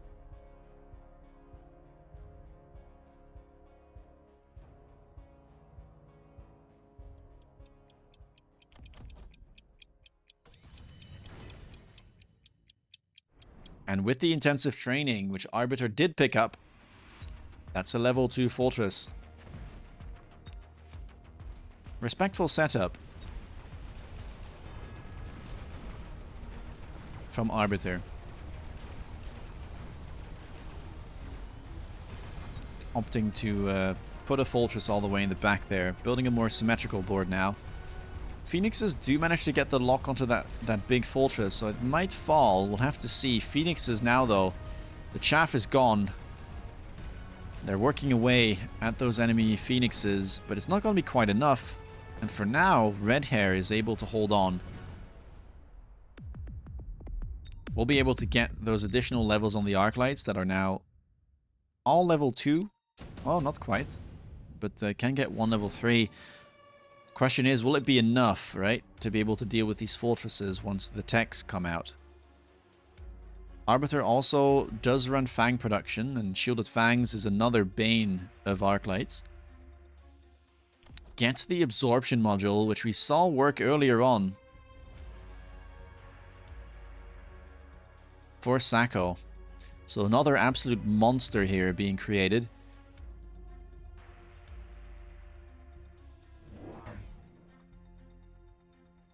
The missile strike here.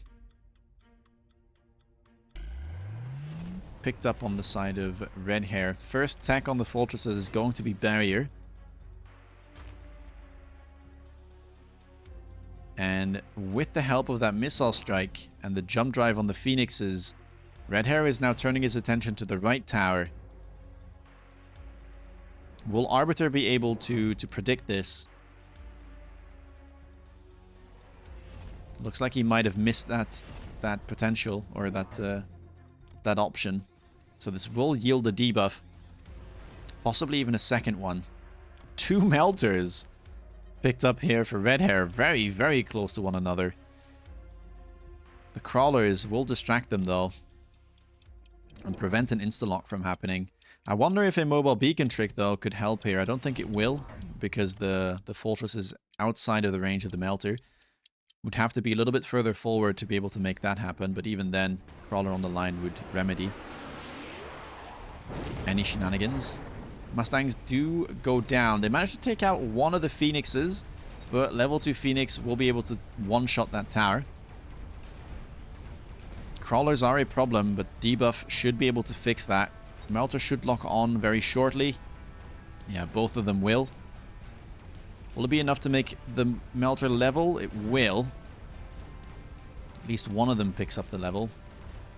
Another debuff in the making. Not quite. Mustangs turn to defend the remaining tower. And the left side looks decent for Arbiter, but it won't be quite enough. These high-level Phoenixes here will finish the job together with these Arclights. And so a big turn here. A really big turn here from Red Hair, making good use of the flank and the missile strike. And now Arbiter is on death's door. We get 3 units here. The big Sabertooth is picked up by Arbiter just to get some resources. 2150 available, so it will be a big turn for sure. On the other side, we have triple Wraith pickup for Red Hair, trying to get that additional chaff clear.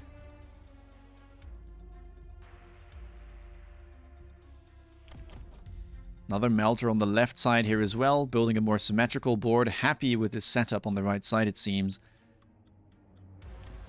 But with the range now, it looks like this fortress will be able to insta-lock to the melter, especially with the temporary range if it gets clicked. And for now, there is nothing in front of this melter to protect it. High-level Phoenixes will have their job cut out for them. They will need to take out all of these Wraith. Not sure that'll be possible. Yeah, Red Hair making real sure that these Phoenixes will have to do everything in terms of anti-air. The armor gets clicked, which means that those 2 Mustang packs will not be enough to kill these. Even going for the regen now as well. So really trying to get a gut shot in. Will it be enough? Fortresses have picked up another level and range. Actually, it looks like this didn't lock on. I didn't quite see if something was added, but the Fortress not quite able to lock onto this Melter, which is a bit of a disaster. It means that all these crawlers now suddenly get in front, and the chaff clear situation for Arbiter isn't ideal either. Melter now working its way through all of these Mustangs, gets rid of the shield, insta-locks. 1 Fortress down. The Phoenixes did do their job though, managing to get rid of all of those Wraith, which frees up some of these Mustang. The problem is, all of the Fortresses are down. And with 2 Melters and some Stormcallers alive, is that game? It is. Round 7. So, by the skin of his teeth, I would say, Red Hair here managing to pick up a round. I think if this goes one more turn, Arbiter would be able to stabilize, and a lot of resources would be wasted into these Wraith for Red Hair. But he manages to gauge this correctly, gets the gut shot, and finishes the game. Really good tempo play. I truly do believe that this would turn if it goes one more round, but yeah. Arbiter not quite healthy enough. Alright, unit packs here. Red Hair again going for a Farseer spec. We've seen it from him before. And Zillilag goes for the Fire Badgers. So perhaps here he's going to be playing standard. I do know that he's been training his standard gameplay, and yeah, we will see that. Now, inside Stormcallers here from Red Hair, outside Stormcallers from Zillilag, and we see the classic double fang pickup when you start with triple chaff as the Stormcaller player. I think we should see the same thing here from Zillilag. I would expect double crawler. Instead goes for double arclight, so doesn't quite trust the Stormcallers to be able to get rid of the triple crawler stars. But that should be, I want to say, a round 1 win for Red Hair. Typically,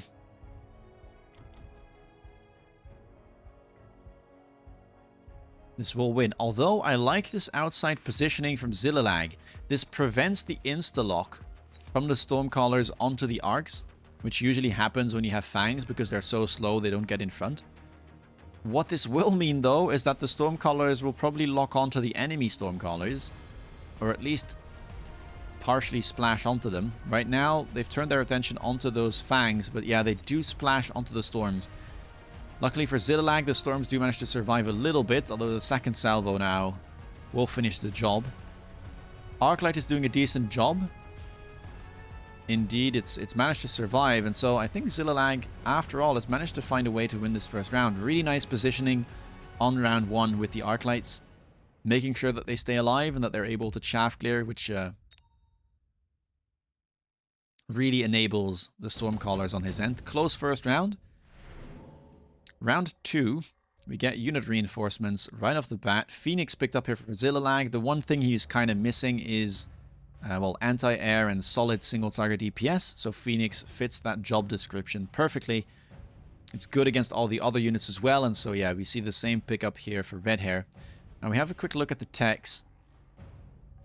We know that, yeah, Red Hair has much more offensive techs, not really techs that allow him to scale his Phoenixes in a long-range fight, whereas Zillilag does have access to that elite marksman.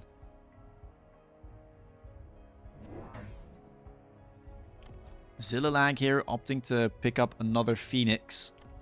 Does get access to his Fire Badger Specialist as well here on turn 2. It's a bit of a Power Spike turn. Lots of deployments available. We get that Fire Badger, we get the free units, and then we have the resources as well, allowing him to add another Fang to the board. And On the side of Red Hair, we see another Fang pack showing up, as well as a third Stormcaller pack. So right now, really trusting the Stormcallers to chaff clear, which they should be able to do against the Fangs. No crawlers yet on the side of Zillilag. Arclight this time around, though, gets absolutely one-shot by some good positioning from Red Hair, specifically targeting that outside Arclight. Doesn't have crawlers to protect it. So right side will be going the way of Red Hair. Left side, though, going the way of Red Hair. Going the way of Zillilag, excuse me. But with the tower debuff now coming in, the Phoenixes from Red Hair will win the air duel. And Red Hair will be able to strike back immediately on round 2. Let's see what round 3 has to offer. Pretty mirrored setup right now, but that's a good round from Red Hair, considering that Zillilag did get that additional pack of Fire Badgers last turn. Not able to prove the advantage there on his Power Spike turn. Supply Enhancement picked up on round 3. So the first round it can show up, and if you want to pick it up, it's probably the only turn that it is somewhat viable, especially in this type of long-range game where you expect to go into the late rounds. We'll keep track of the money gained there. It's a 150 cost card. And so it'll pay itself back by round 7. Sorry, round 6. It'll start making profit on round 7.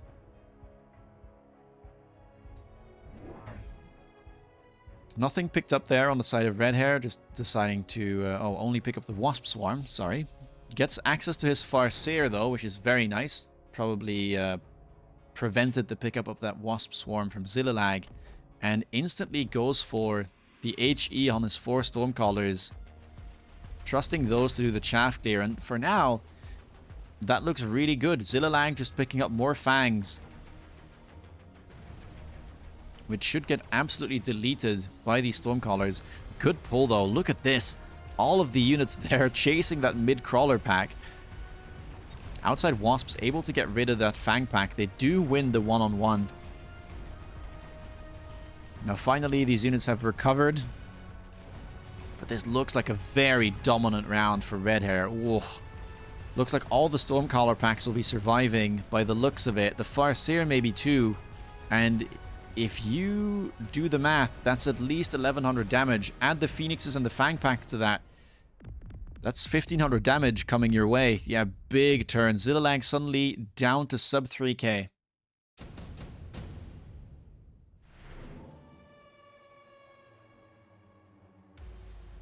Nothing too impactful offered here on round 4. I mean, Electromagnetic Blast is big, but it's also expensive this early on. So I can understand the skip.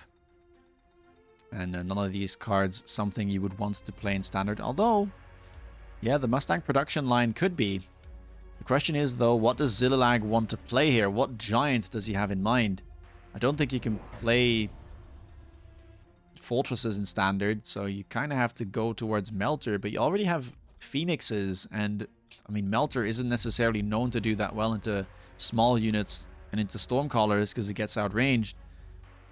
So I wonder what this Mustang production item is for. Perhaps he hopes for a worm to show up. We get some outside Phoenixes on the left now as well, and even more Stormcallers for Red Hair. He puts them this close to the flank because you can see the red circle, the dead zone. This will prevent these Stormcallers from getting distracted if Zillilag opts to put anything next to them, and so they will still shoot forward. Of course, Zillilag can put something in the shallow flank here, which could be a good play.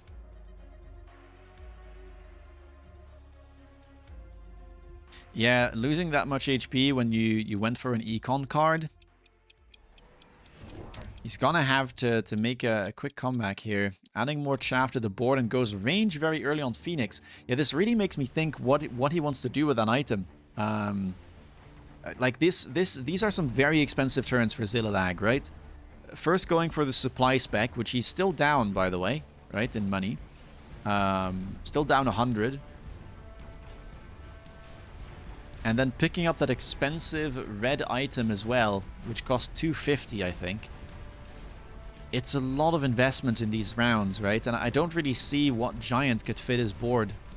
Apart from a worm, but he's not a giant spec, so he pretty much has to hope that a free unit turn will show up early and give that to him. Stormcallers have Zillilag's number. Luckily, the Phoenixes managed to clean up somewhat, but with the Farseer in the middle surviving, that's another big turn. And these things do more damage than you would expect. They're still 300 cost. Zillilag now down to just above 2k. We get Absorption Module, quick cooldown, Electromagnetic Impact, and another supply enhancement. I mean, we know that won't be picked. Way too late for it. Electromagnetic Impact could be worth it. Only a 2-round cooldown. So, quite the item. Goes for Absorption Module. So he really wants to buy giants, but I don't understand. I don't know what giant he has in mind here. We get fortresses on the side of Red Hair, and I'm guessing that we get anti-air yet again. Yep.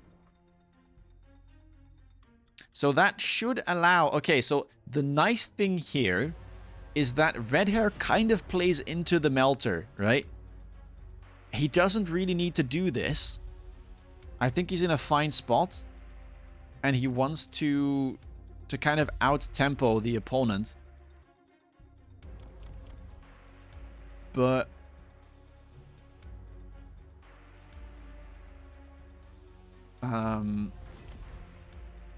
if Zillilag doesn't die, then going Melter will kind of justify going for these items. Whereas without those on the board, without these fortresses on the board, Melter looks really bad.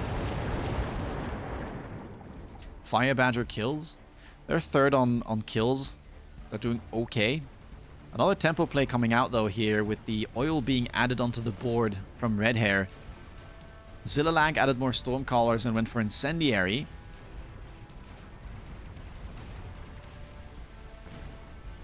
But, yeah, the Phoenixes get completely wiped off the board here.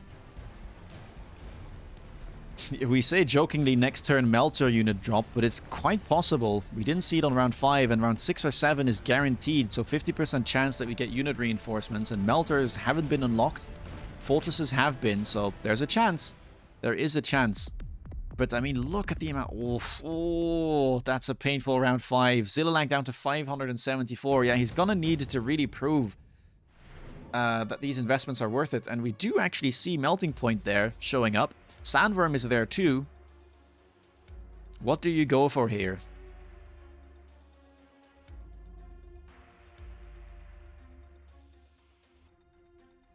Sandworm is worth a consideration, I think. It is ever so slightly worse into Fortress, but with the level advantage, it can be decent. The problem is that he needs to get rid of the Phoenixes, right? And right now, his anti-air is his own Phoenixes, but those get deleted. So I think he has to go Melter, because at least that can deal with the anti-air. The problem for Zillilag, though, is that Steel Balls are also offered, and Red Hair knows that Melters are probably going to be picked up. I mean, Zillilag has to, right? And so he picks up, alongside those level 3 Steel Balls, 3 more level 1s, clicks the energy absorption as well. Is that going to be enough? Yeah, Red Hair's board looks really scary here.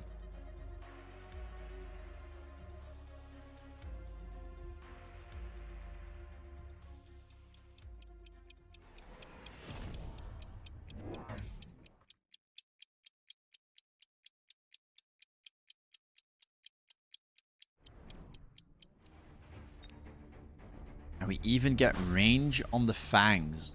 Wow. So Zillilag here perhaps a bit scared of a potential Wasp play showing up. Perhaps scared that his Phoenixes get taken out too early and the Melters can't deal with the Phoenixes. So hoping that his Fangs stay alive with the additional range and can kind of help with the anti-air. Left Melter, though, is really struggling right now. Yeah, those steel balls just don't care. Right side looks decent, but with the oil, this Melter is going to be pinned in place, kind of. The Stormcallers, even with the diminished attack, there is just so many of them. Looks like this might just be over. Yeah, 574. That's just game yet again. Another round 6 win here. Round 6 win against Arbiter. Round 6 win against Zillilag. Red Hair absolutely sweeping the floor with 501. Everybody is getting eliminated. Oh boy. Will someone be able to take down this absolute beast? It's looking scary right now. Showcasing the power of Stormcaller still. They keep getting nerfed, but it's not quite enough. We've seen it twice now from Flower Fairy in his first game, and from Red Hair this game. These early Stormcaller purchases, focusing on the chaff and the chaff clear, and just completely ignoring the single target DPS. It's been working very well. And the Stormcallers also tend to stay alive a lot, right? But now, the next contestant for 501, they're done. They say, send in the big guns, right? Apooche, launch clash winner. Red Hair was in that tournament as well. Didn't make it too far. Apooche made it to the finals and won it. Will he be able to be 501 savior? Because right now, it's looking dire, I have to say. All right, let's have a quick look at the packs. What will we have? What will we have? Red Hair so far been playing standard. There is a Sabertooth spec available here with another Stormcaller pack. We might see that. Apooche, does he play standard or does he play aggro? Can play both. Marksman spec looks solid, but do you dare? Seems like he might dare. Ends up going for the Stormcaller pack again. And so we have another one of these classic standard mirrors. Arclight versus Crawler start. Expecting some Crawlers to be picked up here on the side of Apooche. You see the outside storms here from the 501 and the inside storms from Red Hair. Will we see more Stormcaller spam early on or not?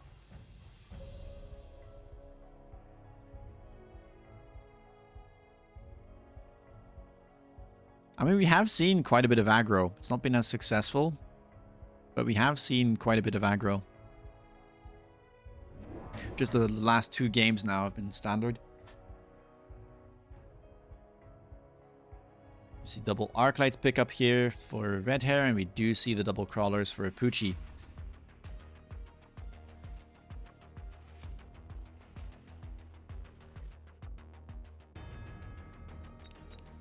Now, thinking down the line, right? A comp you could try and play, again, is this Sandworm. The Sandworm has shown up a lot in these type of standard mirrors as an absolute menace and a counter to these long-range, low-burst compositions. And we haven't seen it so far. And I wonder if we'll see it with this game. Or if we are just going to see a mirror, as we have seen. Now, Apooche, set up for success here, kind of. Wow, we get a unit reinforcement on round 2. And yeah, both players very happy to pick the triple deployments there. Getting that chaff on the board very quickly. Both players also get their power spike turn, with Red Hair getting access to his Sabertooth and Apooche getting access to his level 3 marksman. And yeah, we do see the Stormcaller spam starting. Probably expecting those fangs. And I wonder if we'll see high explosive again being clicked early on. Marksman here on the right side of the board. Will it match the positioning of the Sabertooth? Another Arclight picked up here for Apooche on the outside. Still can go for 2 more deployments if he wishes.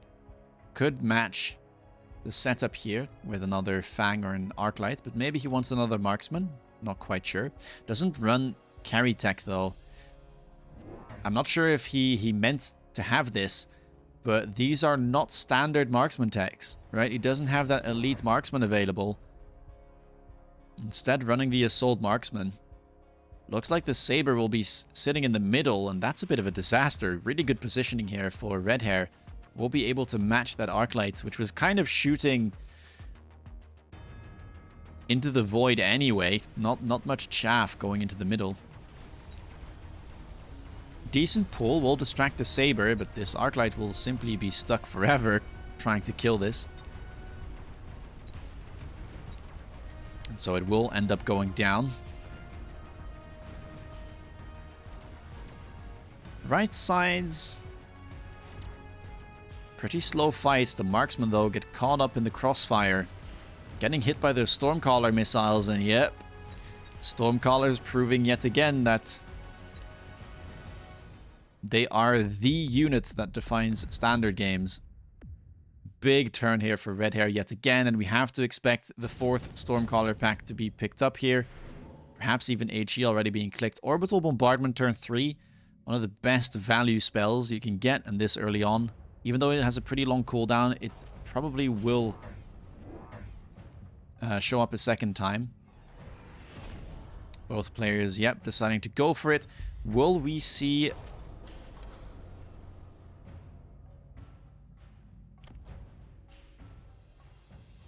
some shields being purchased? Very quick turn here, though. Not the 4th Stormcaller pack. Instead, Red Hair decides to go for Arclights with range. Picks up 2 Arclights for a total of 4, but no shield. Like, that could be a painful turn. Is Apooche going to shield here or not? His opponent does have a bunch of storms, so like he does have the shield break, but adding another Stormcaller now to the mix. He does have 100 left. Probably could be worth it trying to shield this. Does look like a positioning where he would want to buy a bubble, and yeah, he will. So this should be a good round for Apooche. If he gets to keep the shield, it's even better. Gets rid of 1 pack of storms instantly there. Is Apooche's orbital. Gets rid of the 2nd pack as well. Lovely hits. I think Apooche will be very pleased with that. Now, the Arclights obviously do lose the mirror right now. Range advantage going the way of Red Hair. But with that orbital, it shouldn't matter too much. Arclights winning their duels, I say that. Ooh, they win their duels and they have set their sights onto this marksman. Ooh, but the Stormcallers come to the marksman's aid, and that is very, very good for Apooche because it means that he doesn't give over that massive EXP bounty, preventing the Arclights from leveling early on. And that matters more than you might think. If the 2 Arclights there, do they level anyway? No, they don't. If the 2 Arclights level, that would make a big difference, and it would allow for a quicker elite marksman to be purchased on them, but doesn't happen. And so right now, yeah, they're sitting on just below the EXP required for level 2. Red Hair skipping the cards here on turn 4. Nothing too amazing. Quick cooldown could be worth it, but it means that you're expecting to buy more spells, right? It's easier to justify buying quick cooldown if you already have a lot of cooldowns or a lot of spells bought. It's a bit harder to predict if you're going to see spells because it's not a guarantee that they show up. Mustang production line could be decent, but again, no giants on the board. Apooche does go for the quick cooldown, so he decides to take that gamble. Will mean that he gets the orbital bombardment faster than Red Hair will. Stormcallers here. The 4th pack does get purchased. Arclight gets leveled. Stormcallers get leveled, and so does the Sabertooth. And what do we see from Apooche? Gets range on the Arclights as well, matches his opponent, and matches the symmetry on his board by purchasing another crawler in the corner and adding another Arclight to the left flank. Also opting to go for oil. Yeah, so now he's buying as many spells as he can, and there is at least one that's guaranteed on the tower. making use of that oil, making sure it goes on cooldown, and making sure that quick cooldown gives him as much value as possible. Now, does Apooche run fire? He does, running both Incendiary and HE, same thing as Red Hair, although Red Hair doesn't run Overload and does run EMP. No EMP available for Apooche, which is quite surprising. I think EMP is usually quite strong. The shield, though, really valuable, managing to survive these rounds. Can the Stormcallers break it? They do have diminished damage because of the HE, but it won't matter. And in fact, Red Hair manages to take a win here. The HE Stormcallers with the levels just so oppressive. Next turn, no spells. Mobile Beacon picked up for Red Hair. Nothing for Apooche to make use of that quick cooldown card. Enhancement module, is that something you want? Without any giants on the board, I think it's a bit too expensive, and I'm not sure he wants to sell out of his Stormcallers here, which is kind of the only thing that would allow him to make a profit. So perhaps we just see a skip. We see crisscross lines being drawn here by Red Hair, making use of the multiple beacons, allowing him to distract both the left side and the right side Stormcallers.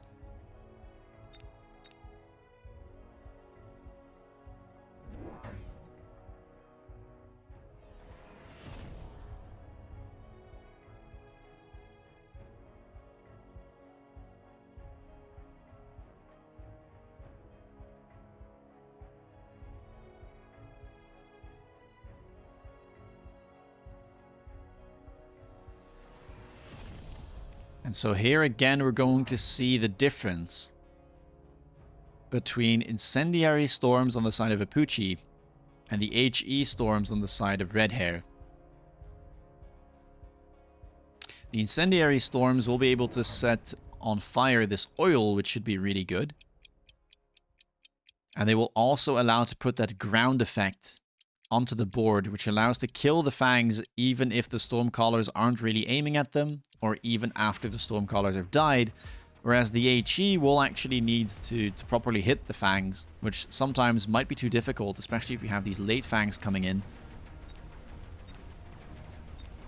We do see more Stormcallers being purchased, so for now, an extremely mirrored board with the fire the only thing kind of distinguishing the two boards from one another.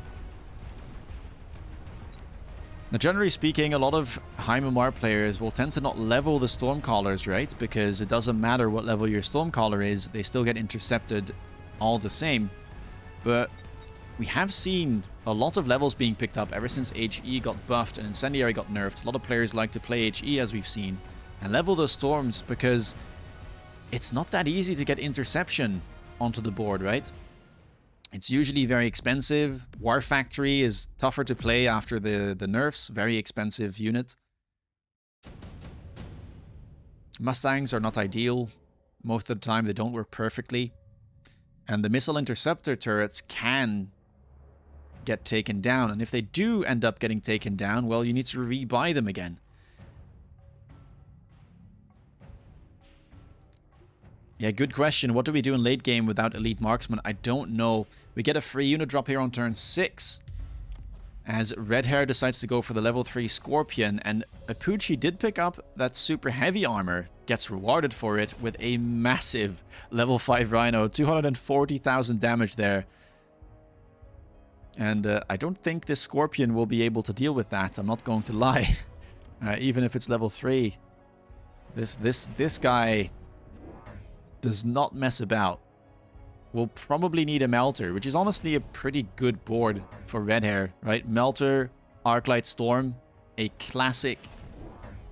Gets Elite right now on his Arclight, so ahead of that mirror. And Apooche willing to play the Marksman board, even though he doesn't really have the techs to turn this into a really long game, right? Doesn't have that scaling available. Armored Scorpion. It's a cheap tech. It does mean that you get a lot of extra hit points, right? 50% hit points for a 200 investment, but that's a bit awkward. I don't know. Perhaps didn't expect these marksmen to show up. But Apooche adds a significant amount of DPS to the board, and also keep in mind, even though his Stormcallers aren't leveled, the damage is kind of the same, right? Between these level 2 HE Stormcallers and the regular Stormcallers that don't get their damage reduced because they have Incendiary instead. This looks like a bit of a waste of money, if I have to be completely honest, on the side of Red Hair. You can see these Marksmen locking on, and yeah, if these Marksmen weren't added, I think this would have worked. But Apooche there, making the correct play, managing to burn some cash from his opponent. This Rhino, still sitting at 50% hit points, does not care whatsoever. Walked through the oil, no problem.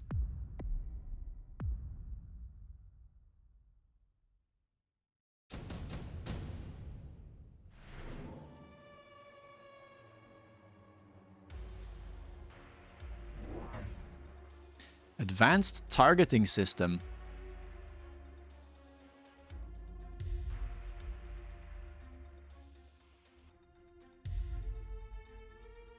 Picked up here for Red Hair, and Apooche decides to skip it, so...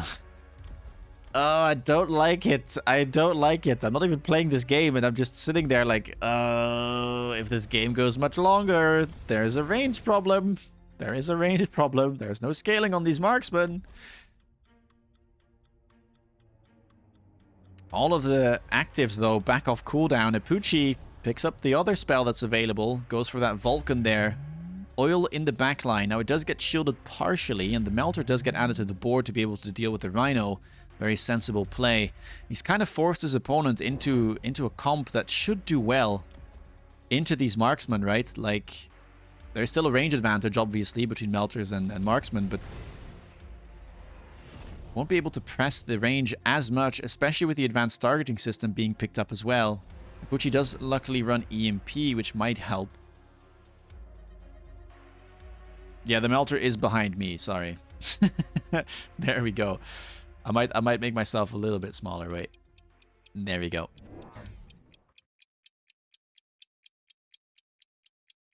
So yeah, we have the Vulcan drop here. That shouldn't do too much though.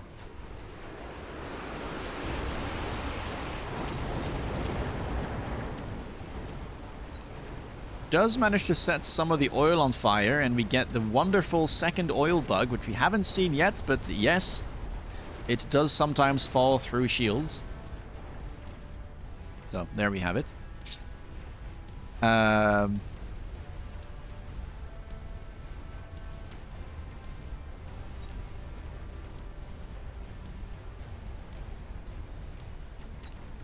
Rhino, though, nice beacon, able to avoid the Melter. That's a lovely play by Apooche. And Red Hair not finding the resources after buying that very expensive advanced targeting system to kind of cover the whole board. That's a big turn. That's a very big turn. Red Hair now within kill distance for Apooche. Only 1100 hit points remaining. And that's a decent position to be in, right? Red Hair is certainly down still in terms of tempo because of the amount of resources spent on that advanced targeting system. And though Apooche has bought a lot of spells, he gets a lot of value out of it, right? That was a big turn. Orbital and Vulcan's Descent and Sticky Oil Bomb used this turn. It is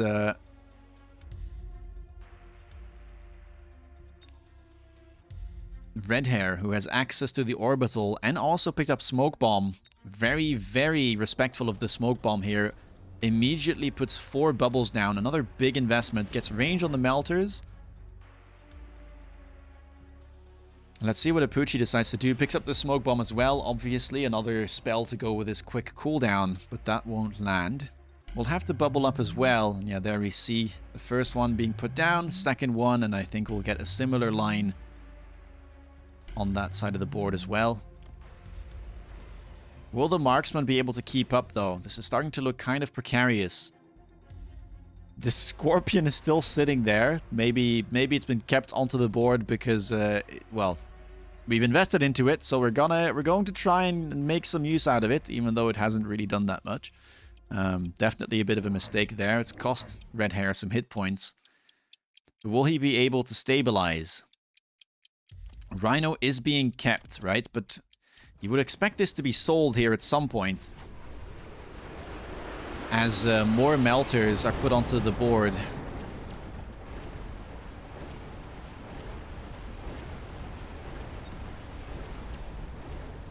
Marksmen still do have access to the EMP button, which could help a lot. Able to disable the arc lights and get rid of that melter range. Rhino, though, moving into the melter now. Maybe the Rhino can survive. It looks like it will, but the other melter, I think that is just on the outside of the range, and it doesn't quite break the link. We have snipers on the board, but I think we might give the title to this melting point. What a hero for the side of red hair. And that does make a big difference, getting rid of that threat. And the smoke also landed much, much better there for red hair. He does lose more hit points, 646. Close round. The good thing for Apooche is he has been investing into these AM turrets and he hasn't lost them, right? Gets to keep them, which means that he can invest more to get even better interception, or at least doesn't lose out on the econ battle that's been going on. We get 3 units here on turn 9. Third rotation. Double Mustang picked up for Apooche, perhaps expecting some Wasps. And we see Fortresses instead picked up on the side of red hair. Wasps is definitely something that both players should be thinking about. But with Mustang being offered, I don't think Apooche will be going for it, right? You probably expect red hair to go Mustang here, so you don't go Wasp yourself, but we can see that Wasps would perhaps have worked. And we do get to see the sandworms. There they are. There they are. 2 blue sandworms picked up here on the side of red hair. I have been mentioning this as a counter to these type of low burst long range strategies. And we see double level 2 sandworm with armor enhancement, making them exceptionally tanky and replicate on top of things. Now, the arc lights on the side of Apooche do have elite right now. And the marksmen have a pretty high level, but will it be enough is the question. Will it be enough to take out these worms? Fortress has been sold to be able to afford this. 1 more left onto the board because you can't sell 2 items or 2 units in 1 turn. The Mustangs, though, won't be able to help at all against these sandworms and get locked up, you have to imagine. And that is an awfully slow killing of the worms. One of them going down to 50% hit points, maybe? Will it burrow again? If it burrows again, oh, one of them goes down. The other one goes down again, which means that they spawn another larva. The Rhino, though, is walking in, and this is an absolute counter. What a play. I think the Rhino coming in to save the day gets rid of that worm. The second one goes down as well. And I think because of that, Apooche will be able to win this turn and close out the game before it goes too late. What a play. Red hair finds himself on the wrong side of the board. I think if he puts his worms on the other side, it's game over. I really do. This all comes down to this Rhino still being on the board. If this Rhino, which walks to the left, right, and the worms show up on the right side, I don't think Apooche is going to be able to kill that. We could see how slowly the worms were getting killed, and they were starting to burrow, unburrow, create more larvae.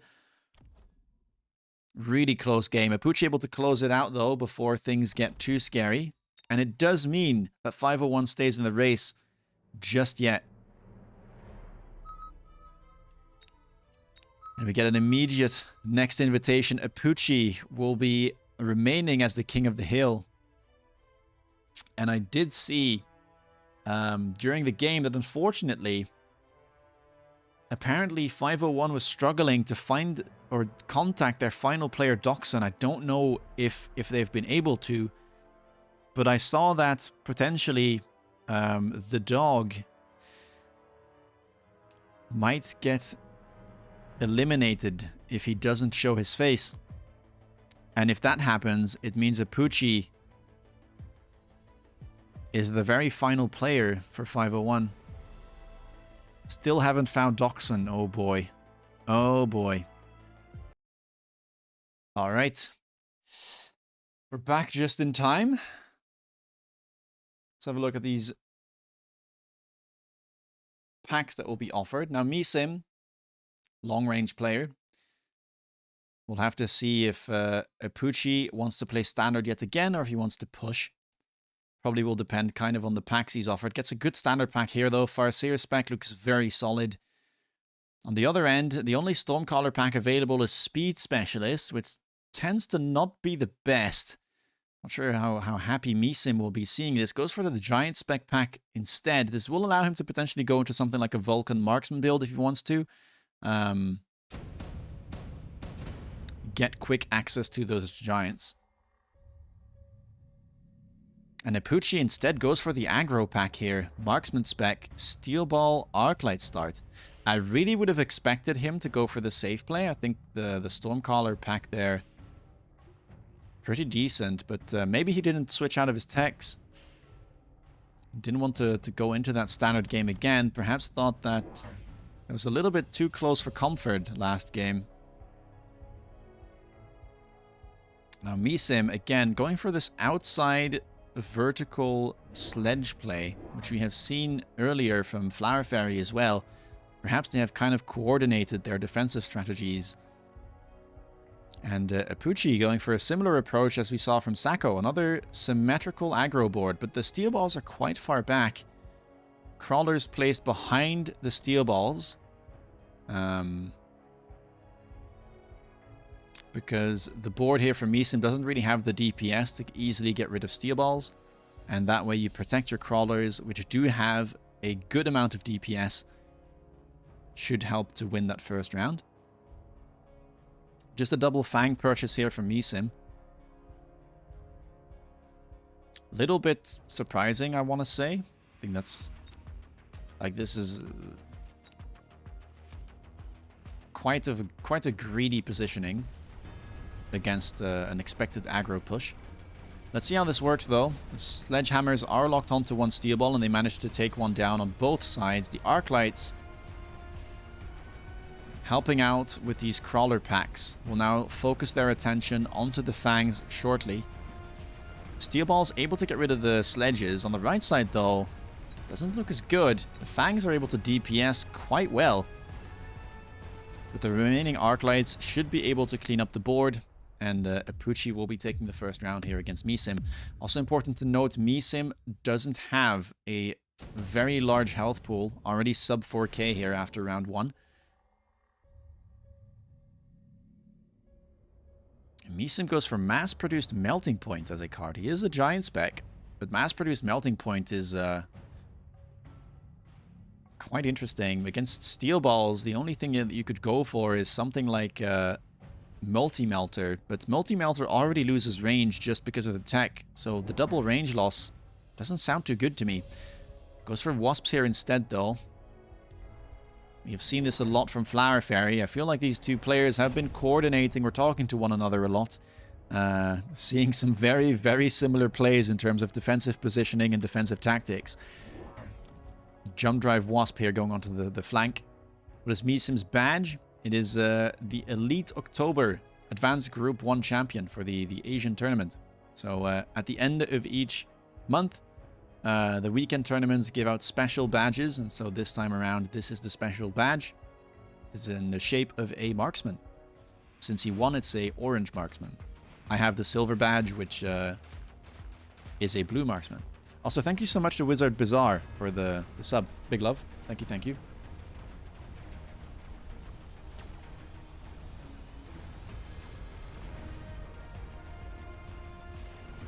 It looks like we got somewhat of an underground threat here from Apooche, but the Wasps do spawn in and get the tower before this underground threat is able to do anything. And without any anti-air on the side of Apooche, it doesn't really matter how well his units perform. These Wasps should be able to clean up the rest of the fight.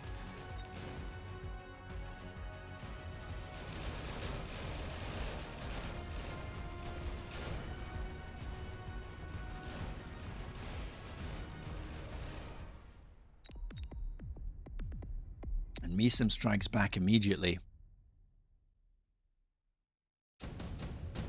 Underground threat not successful, which is quite surprising on turn 2. Those wasps, a real powerhouse, tough to deal with. Measim picking up the fire badgers on the round 3 free units. Really, really valuable pack that is. Triple deployments. Able to kind of cover every single angle he could possibly wish for. Apooche goes for it as well. It'll be nice to see what he decides to cover the wasps with. Of course, he kind of has to gamble where they go, right? They do pick up that level, which means that they beat Mustangs in a one-on-one. And they already beat Fangs anyway. And they could go on the other side of the board. A crawler pack could be added in front of them. They could be beaconed in from the inside towards either tower on the diagonals. Apooche does opt to go for Mustangs, but again, without any front line, these level 1 Mustangs will lose against level 2 Wasps. Going for a lot of flanks here. Shallow flank, deep flank on the right side of the board here from Apooche. Shallow flank here on the left side as well. Measim, though, picks up a Phoenix that should be able to dispatch of this Fire Badger pack. Not enough money to buy another one, though, and the right side does have more units. Let's see how this works out. The crawlers might be able to deal with this. There is no rapid respawn time or rapid flank time here. The crawlers might be able to DPS these down. Looks like that will be the case. If only just. And the Phoenix is actually not able to get rid of all of the Fire Badgers. Kind of getting stuck here on some other units, on the Steel Balls it looks like. And the Wasps didn't get leveled, which I think is a bit of a mistake by Measim. Perhaps not understanding the power of level 2 Wasps that would have definitely won against those Mustang.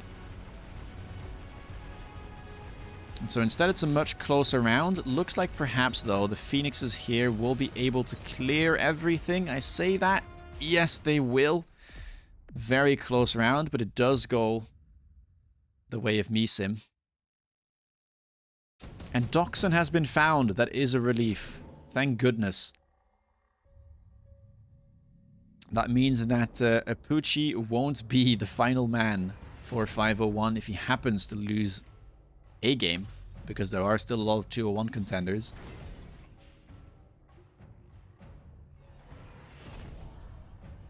Range enhancement now picked up on the Mustangs. They did manage to pick up a level, and a good item shows up for them as well in the form of this improved firepower control system. And now it starts to look like a potential Fortress Mustang game.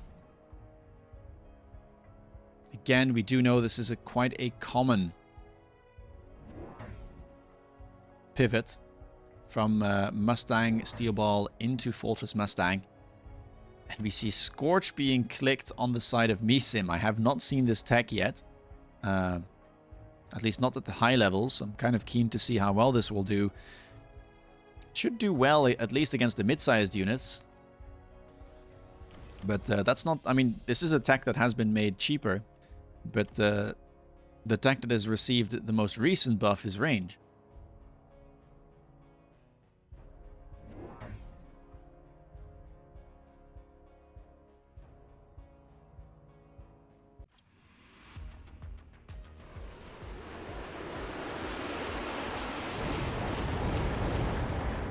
Does go for the Wasps here on the flank, but a clever missile has been added. A couple of Wasps will survive though, which means this tower will eventually fall.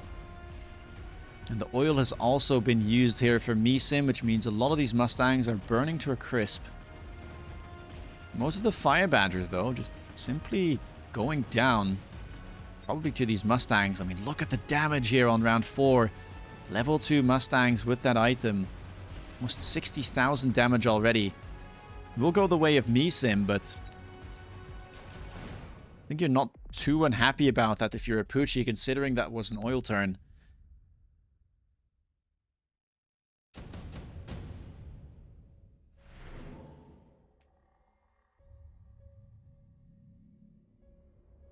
Another improved firepower control system shows up. Could find its way onto another Mustang pack. Advanced power system, though. Quite strong as well in aggro. Apooche does pick up that module. And we get range now on the Fire Badgers. So range and Scorch. Range got much cheaper, right? Only costs 200 now, so 400 as a second tech. With the amount of Fire Badgers on the board, I do think that is a good investment. The thing is, though, we're expecting fortresses to show up here at some point. And Apooche is just setting up for it now, buying some more blue Mustangs.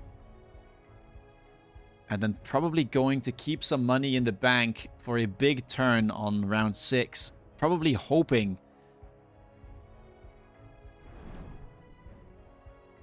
for the for Fortress to show up, or another at least valuable free unit drop, so he can have a massive turn.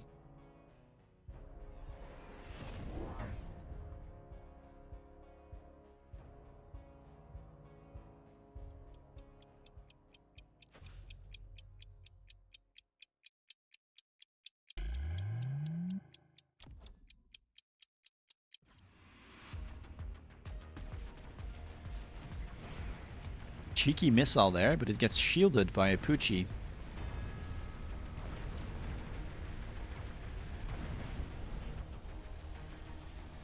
I mean, just look at these monsters in the middle of the board, now splitting their forces to be able to get rid of these Fire Badgers. It's actually quite surprising. They're still getting stuck on the crawlers for quite some time, despite being level 2 and having that Scorch.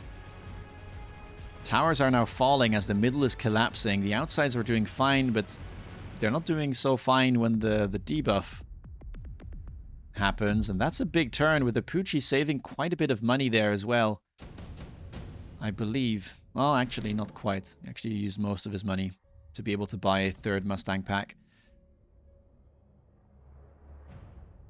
1250. We don't get free units. Enhancement module picked up here for Measim. Mass-produced Fortress available as well. Now, Measim could pick mass-produced Fortress there instead of the enhancement module to kind of prevent a Fortress drop, because you have to expect Fortresses to be the play here. Uses the enhancement module here to sell some units, sell out of the Phoenixes, and then using it onto those Wasps, which will likely be sold next turn. Goes for Melters here, which are mass-produced, remember. Picked up that card on turn 2.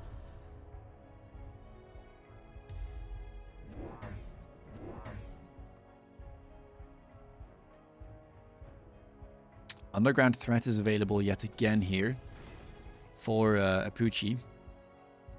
Does start picking up fortresses now. 2 fortresses purchased on the outsides of the board.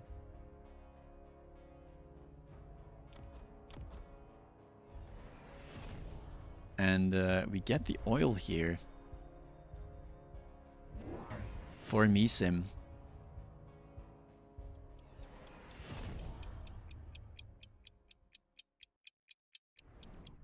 Yeah, it's minus 10 meters on the melter range, which means that it kind of sits at the same range as Fortress, which might hurt. It only has 5 more base range currently than Fortress's 100 versus 105. That might hurt. They're also somewhat squishy, right? Like, they only have 28,000 hit points. Which means that the Mustangs can take them down, especially with the levels on the item. Mass-produced, minus 20 attack and HP, and minus 10 range.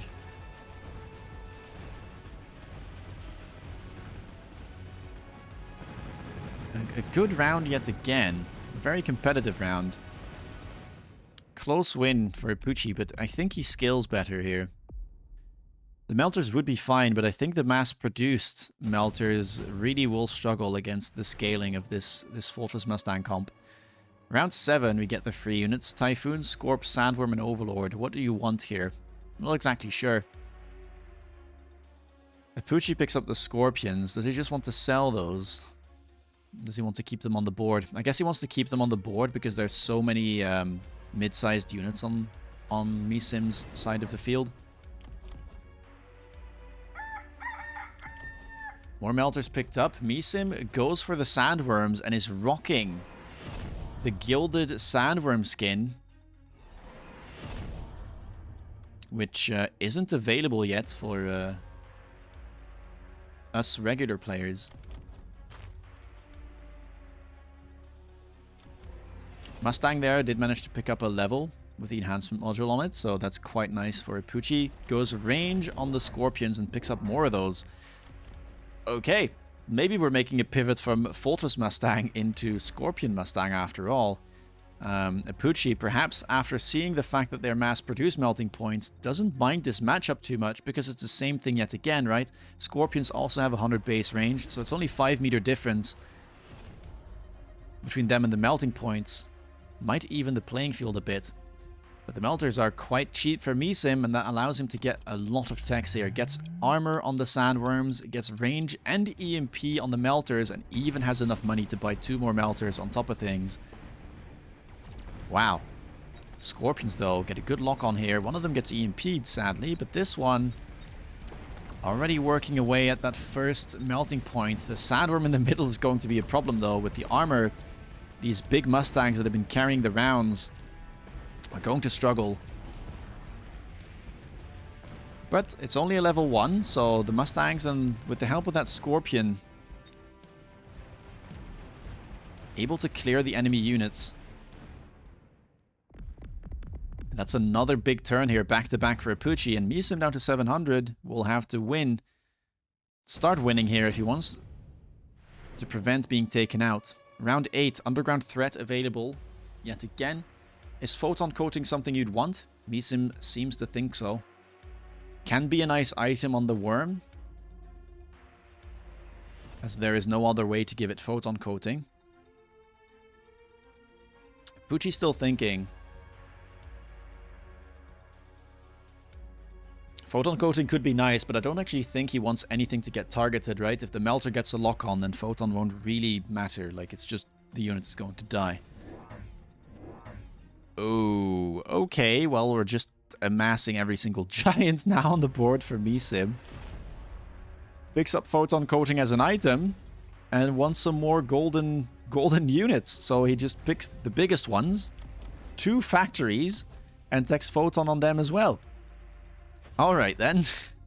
It's best of 1 of best of 3. It's a last man standing, so it's best of 1s.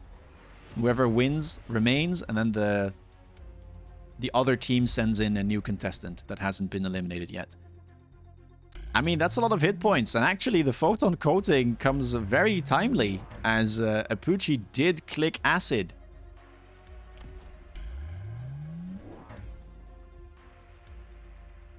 So, I mean, it's a nice read for acid, but I actually think Measim read the acid play because he went for photon.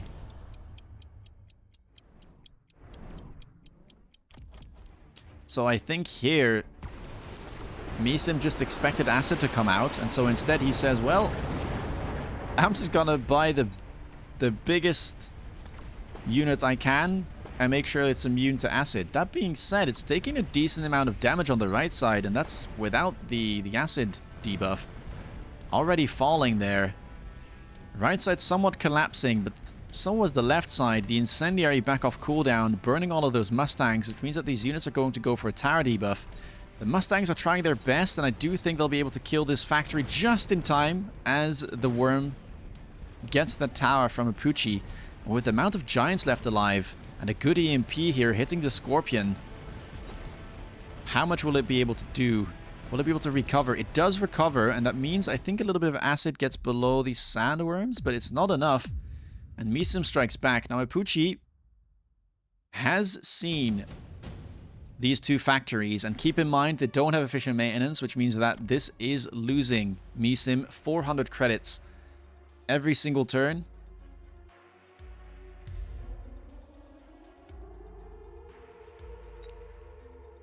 And Measim picks up Nuke on turn 9.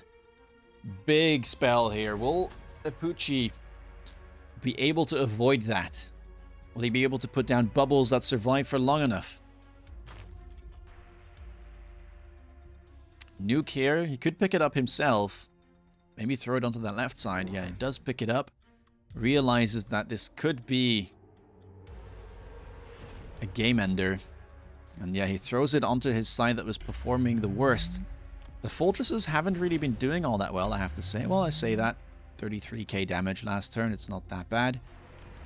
They're kind of just sitting there with no techs. And Measim opting to move one of his factories to the left side as he is trying to nuke the right side of the board. Goes for his second tech in the form of launcher overload. And Apooche goes for double shot on his scorpions. They're now triple teched. Gets the level up as well and is rocking that wonderful Hot Wheel skin. I do think it looks quite good on these units. Has a level available here as well, but doesn't have the money to be able to go for it. Both players obviously here loaning, getting that temp range. Measim even getting the temp movement speed. Will this be enough? Factory with the drive-by here. Doesn't quite get rid of this dude. And it does mean that the shield will survive most likely. And on this side, Measim has been greedy. At least not able to shield properly. That's a much, much better nuke for the side of Apooche, who will be winning the left side this time around. Right side, though, now getting in, but with the debuff. And as Photon subsides, I think this Scorpion might be able to put in some damage right before it dies. Oh, suddenly, the acid bonus damage there, together with these Mustangs, absolutely shred through that factory. And it's a close round, but it is just enough. And Apooche takes down Measim as well. So has now managed to take out Red Hair, who got rid of so many 501 players. And now also able to get rid of Measim, which arguably might have been the 3 scariest players, right, for 201. But what it does do at the very least is make this a competitive finals, right? It was starting to look very one-sided with Red Hair holding the fort. But now Apooche has come to play. All right, so on the left side here, we can see who has been eliminated, right? 501 only has Apooche and Doxon left. Red Hair, Measim taken out. Shade is the next one thrown into the ring. And B-Man and GODOG are still on standby for 201. Let's have a quick look at this pack selection screen. What do we have? Shade, also known to play both aggro and standard. Not the greatest packs, though, to play standard. I mean, Fortified Spec is playable. Speed Spec is playable on aggro, but Fang Ball is not ideal. Apooche gets a lovely pack, though. Typhoon Specialist. He was offered that last game. Didn't decide to go for it. This time, does want it. And we see Shade going for the Sledgehammer pack, after all. Expecting some Arc Lights here on the side for Apooche, as his opponent does start with triple Crawler. It looks like we'll have another long-range game.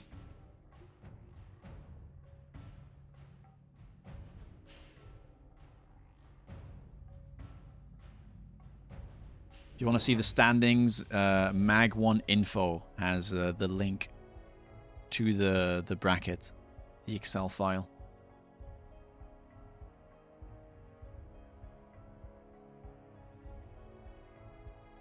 Ooh, interesting positioning from Apooche here. It's actually not quite a standard game. Playing a bit more aggressive here with this forward positioning. Fangs in front of the Stormcallers. And we'll have to see what he decides to play here. Interesting turn of events. It's not quite Caller aggro, but it's not quite standard either, right? It's much more forward than you would expect.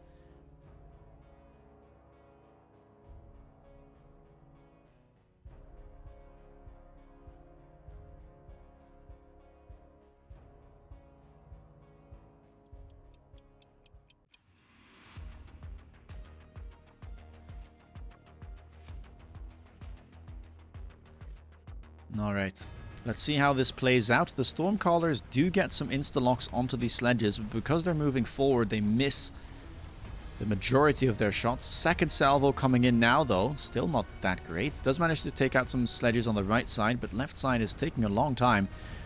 The Arclights, though, are getting some really good lock-ons here for Apooche, doing exactly what he wants them to do, getting rid of the chaff, allowing the Stormcallers to do their work, which they will finally do. A very solid first round here. Good damage. Shade, not the most healthy pack.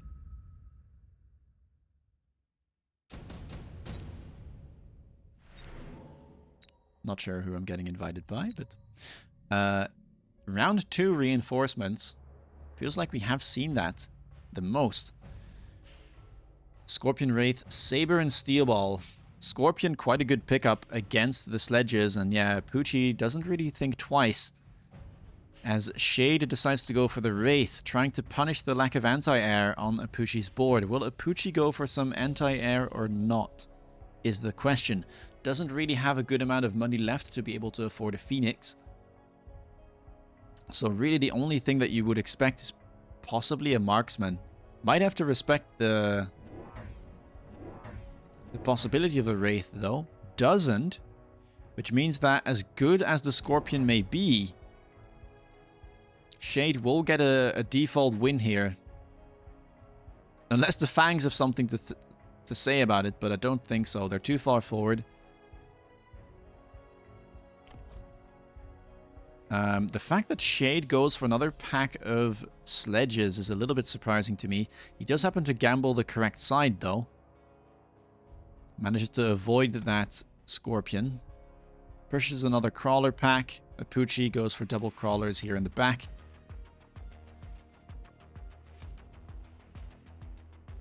But, yeah.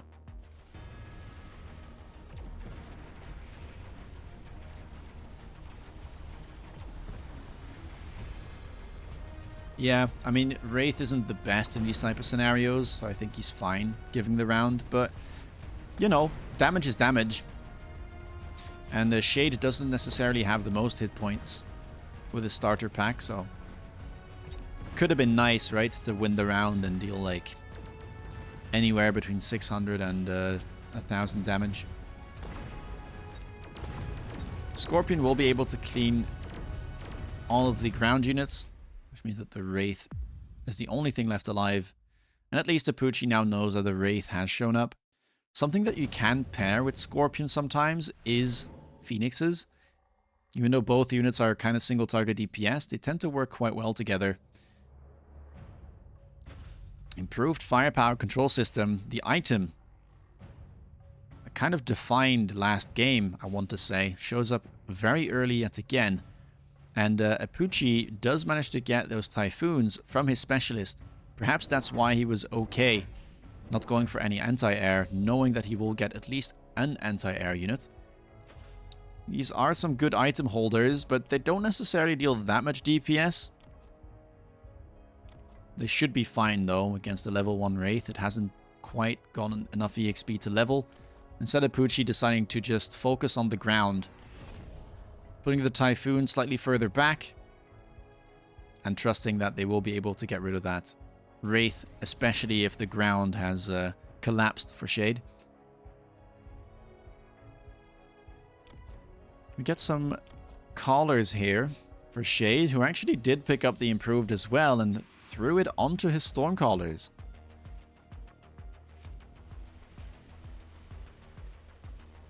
At the beginning of the stream, Flower Fairy beat Munqst.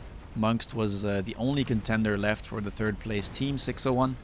But Flower Fairy got the better of him in the first game. So we went on to this series between 501 and 201 immediately. Stormcaller's doing a decent job. Shaft clear, not ideal right now for Apooche. You can kind of see the struggle on the right side of the board. And the Stormcallers will at least get rid of one Scorpion here. With the left side, absolutely no problem whatsoever. The Typhoons with that damage item, able to get rid of the Wraith efficiently. And the Tara debuff should mean that this Scorpion here survives as well. As you can see, it has enough EXP to level even. Manages to get rid of 3 Stormcallers in one shot. Very satisfying.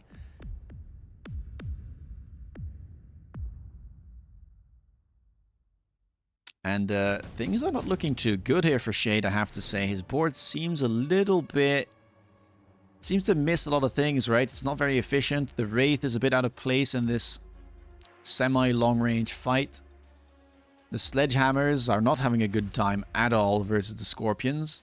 Portable shield shows up, and we can see it being thrown onto that leveled scorpion in the back, which means that even with the improved firepower on the Stormcallers, I don't think Shade will easily be able to get rid of that. And it begs the question, what does Shade need? Maybe it's Melter. Melter against Scorpion can be okay. Last game it struggled, but those were mass-produced Melters. Problem is that the chaff clear is also kind of lacking, right? That Wraith is going to die quite quick. And so Shade, knowing that he's in a bit of a pickle, tries to make do with the sledgehammers. Gives them range, hoping that they'll have the advantage over the scorpions for now.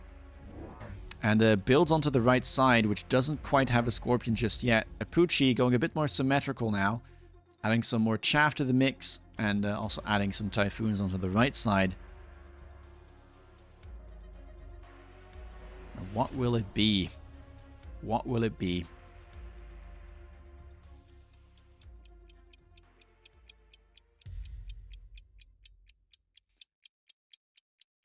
Yeah, doubling down on sledges can work, but it feels like it's a little bit too late for that.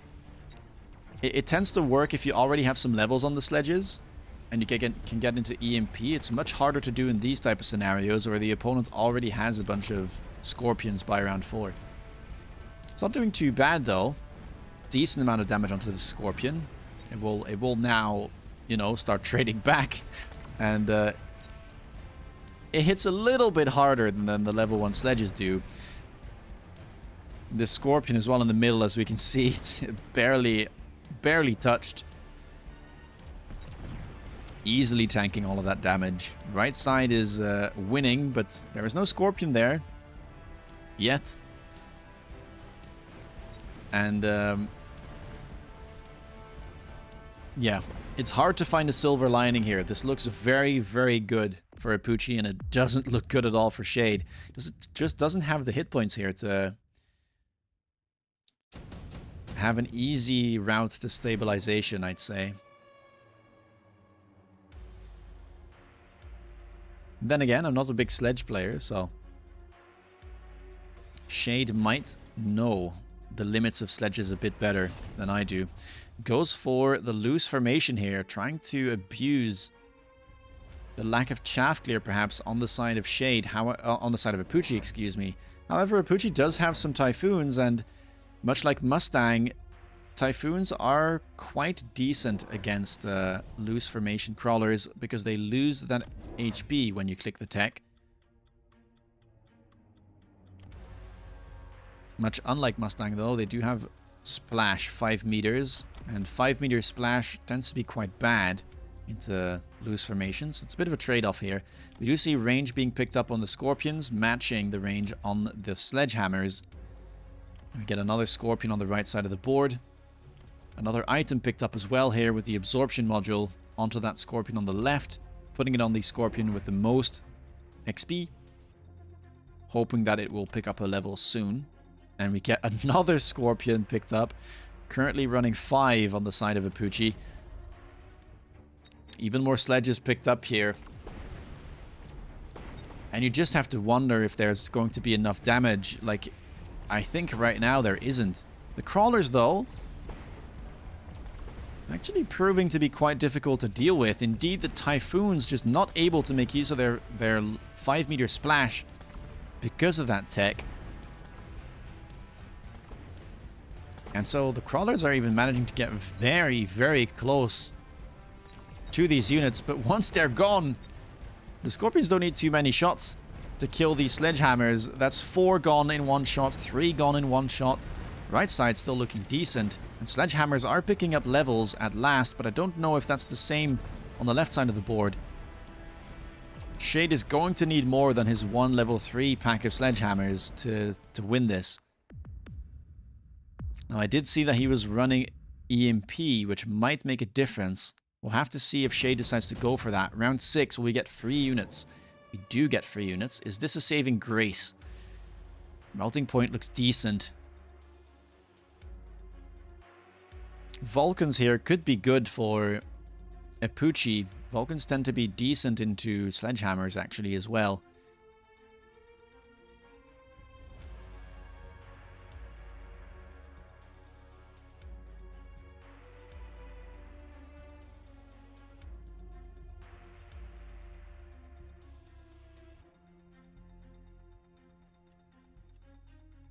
Sandworm to pick up instead here for Apooche. Sandworm, a very strong unit into the sledgehammers, right? It's another kind of low DPS board, and we could also already see that the sledgehammers were struggling against the tanky scorpions. Speaking of which, one of them now level 3 with a portable shield, effectively having the hit points of a level 6 scorpion. That is a bit of a menace, but Shade picks up the counter to Sandworm, right? Now picks up 2 fortresses alongside the 2 he got for free. And those definitely have the DPS to get rid of these sandworms. Mustangs picked up here as well for Apooche.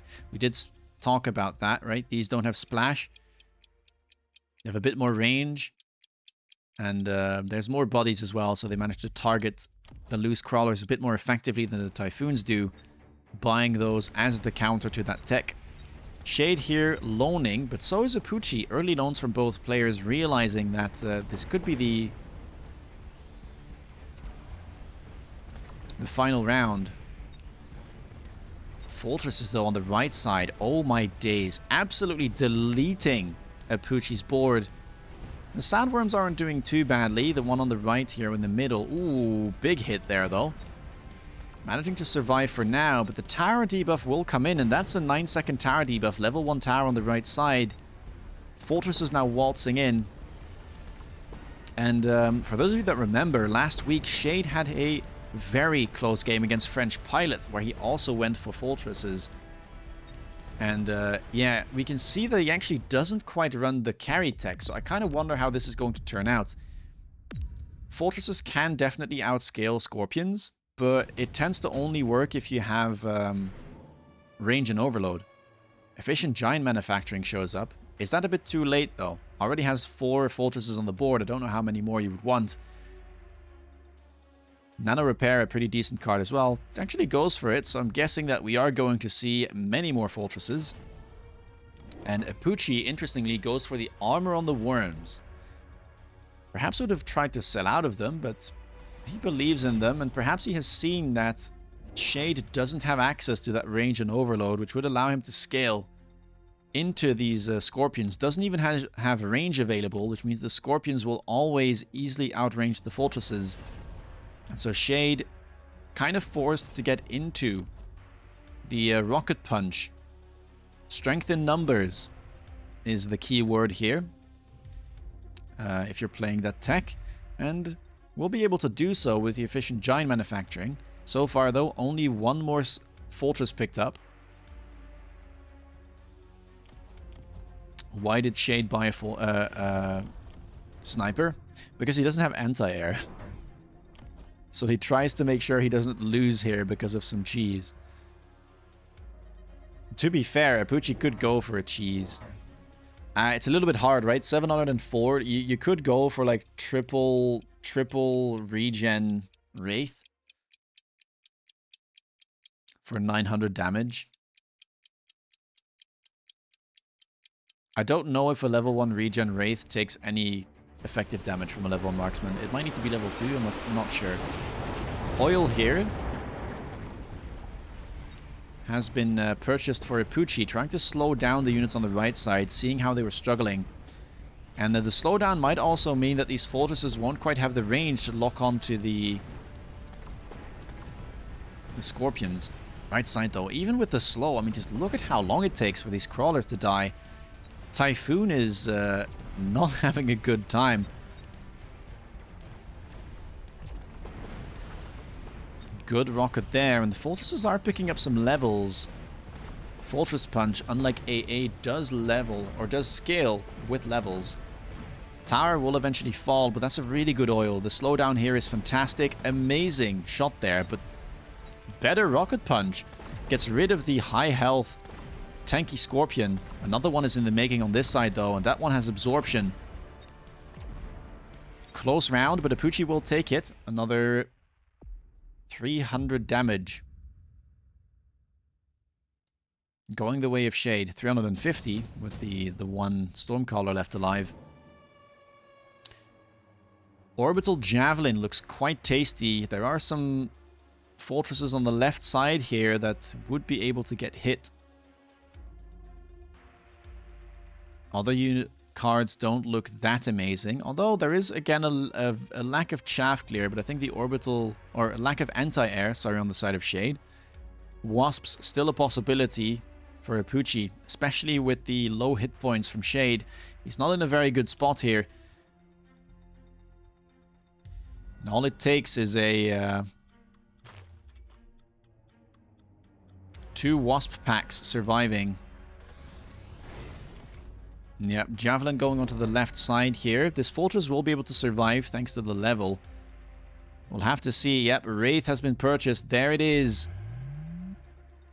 We did mention it. Level 2 Wraith has shown up.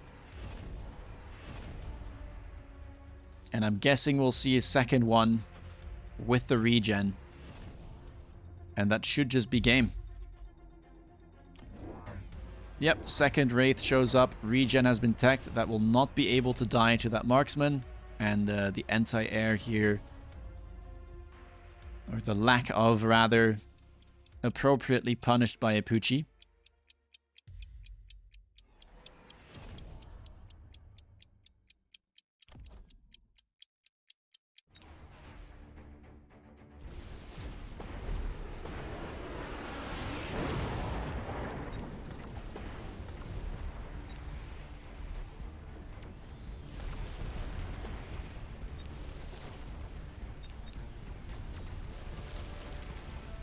And even if the ground might have looked that little bit better,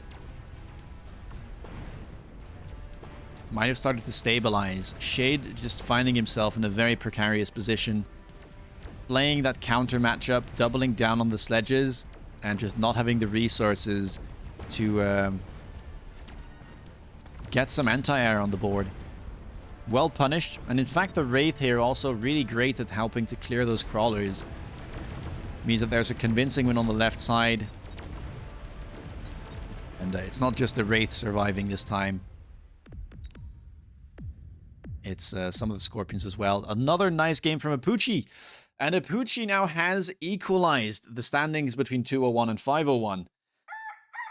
As 201 only has 2 players left. Same thing now for 501. What a turn of events. The launch clash winner absolutely mopping the floor with 201. Yeah, B-Man and GODOG, the remaining players. Apooche and Doxon for 501. So it's perfectly even now. What a finals, by the way. Like, look at this. It was looking like it was going to be a 201 sweep, especially when Red Hair just stayed on for 4 games straight. But now, Apooche showing that these two teams go neck and neck, and they happen to be seed 1 and 2 for a reason. Here we are. Let's have a look at the packs. What do we have? What do we have? B-Man, a bit of an unconventional player as well, although he has been showing consistency in his ability to play standard as well. Goes for quick supply marksman sledge. Did not expect that. Very low HP pack, and I don't think it's particularly strong. At least not to the point that it reflects the low hit points. But B-Man decides to go for it. Apooche here, another Typhoon spec. And Tarantula start. I think you'll be pretty happy with the pack he's facing. Tarantula's notoriously quite bad to things like Steel Balls and Stormcallers, but they do enjoy a battle against Sledgehammers, which they tend to win. Crawler start here is also quite good. Sledgehammers can chaff clear, but they will struggle, especially against like a lot of crawlers, and yeah, that's why we see a no chaff start for B-Man, realizing these crawlers are going to be a problem, and so he buys 2 Arclights instead. To give him a chance, needs to get these marksmen to lock onto the Tarantulas, otherwise he knows he won't be able to get rid of them. Apooche here going for some Fangs on round 1. Oh no, just unlocking Fangs. It goes for 5 crawlers, excuse me. And yeah, I think B-Man will be quite happy here with the Arclight purchases. Asymmetrical push from Apooche. Is reroll available? No. No rerolls, no points. This is just a King of the Hill between 201 and 501. Quick supply sledge start buying 2 arcs. Please explain, caster. True, he is quick supply, yeah. But I don't think you want to go into sledgehammers versus tarantula. I really don't. And also, like, sledgehammers aren't great at clearing. So, like, a 5 crawler start, even into 4 sledge, doesn't sound insane.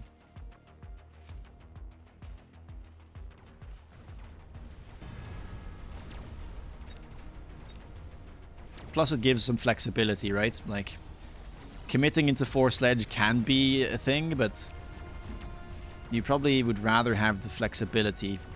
Especially when you're dealing with an aggro push, like... Committing 2 sledges onto one side of the board into an asymmetrical push doesn't sound amazing. Because the sledges don't really have the speed to threaten your tower, so I think it's much better to stay on the inside and see what you're up against. Round 1 here will actually be going the way of B-Man, so his play pays off, and Apooche doesn't have too many hit points. Same thing for B-Man though. 2 packs here with sub 4k hit points. B-Man goes for a level 2 Stormcaller pack, as we have round 2 reinforcements yet again. Saber, I think, is a really nice pairing with Tarantula. One of my favorite aggro things to play. Very enjoyable comp. And pretty good against things like Arclight and Sledge as well. Stormcaller, a decent pairing too. Don't think you necessarily want the Fangs there or the Mustangs. And yeah, so we do see the Sabertooth being picked up here. Now, as good as the Saber is, the Stormcallers can be a bit of a menace. But with them being on the outside, it is possible to distract them with a shallow flank or a deep flank, as they do happen to be on this back quadrant here. We get a corner Saber here. We'll probably see a Tarantula being positioned over here. Yep.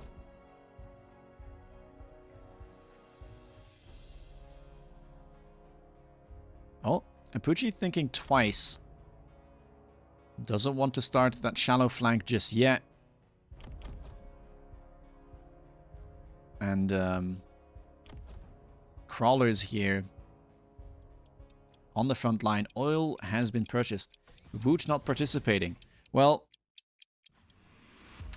first of all, this is the finals, right? Between the 201 region and the 501 region. Woot would presumably be 301 region. And 301 got taken out on the very first day of the tournament.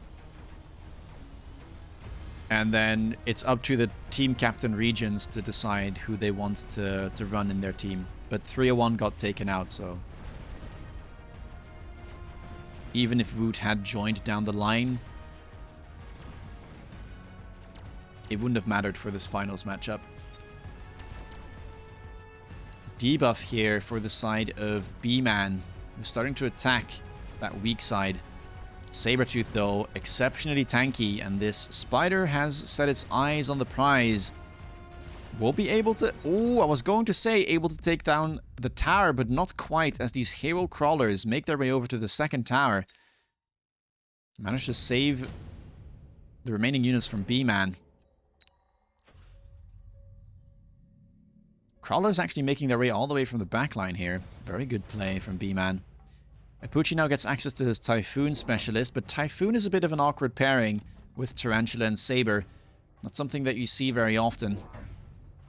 Good item holder still, and the haste module gets picked up for both players. One goes onto the Typhoons, which gets thrown onto this right side here. Defending this crawler push and also kind of trying to get a tower debuff. And on the left side, we see haste module blue Stormcallers.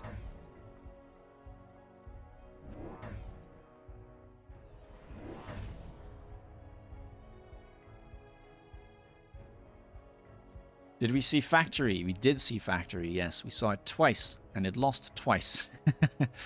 We saw it in the Sacco game against Red Hair. Didn't pay off. And then we saw it in the game between Measim and Apooche. But wasn't successful for Measim either.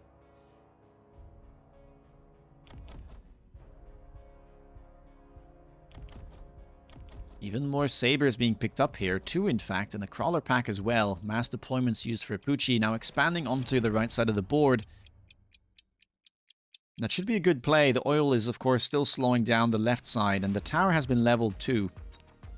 Tower level shouldn't matter too much, as long as the Sabertooth is the one shooting at it. Has plenty of damage to take this down.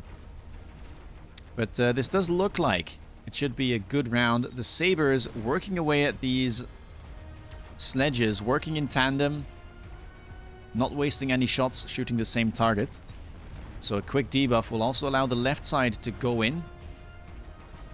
Sabertooth here, flashing in gold, means that it did get enough EXP to level up. And this one now flashing.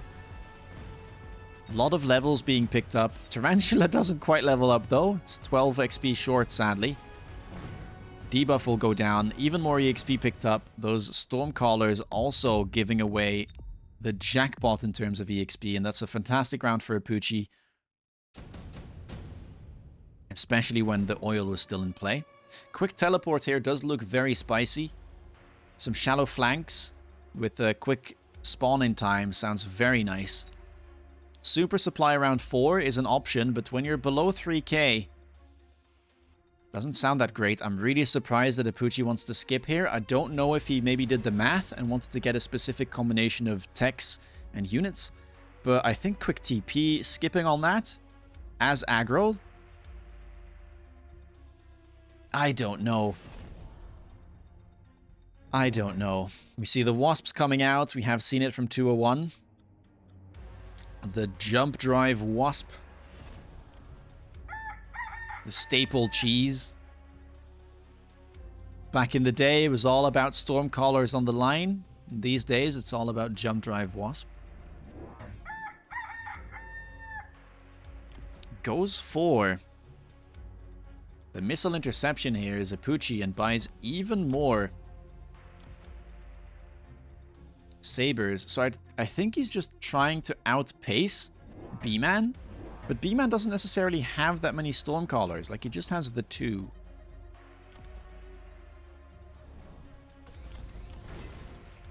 Interesting approach from Apooche. I think I was expecting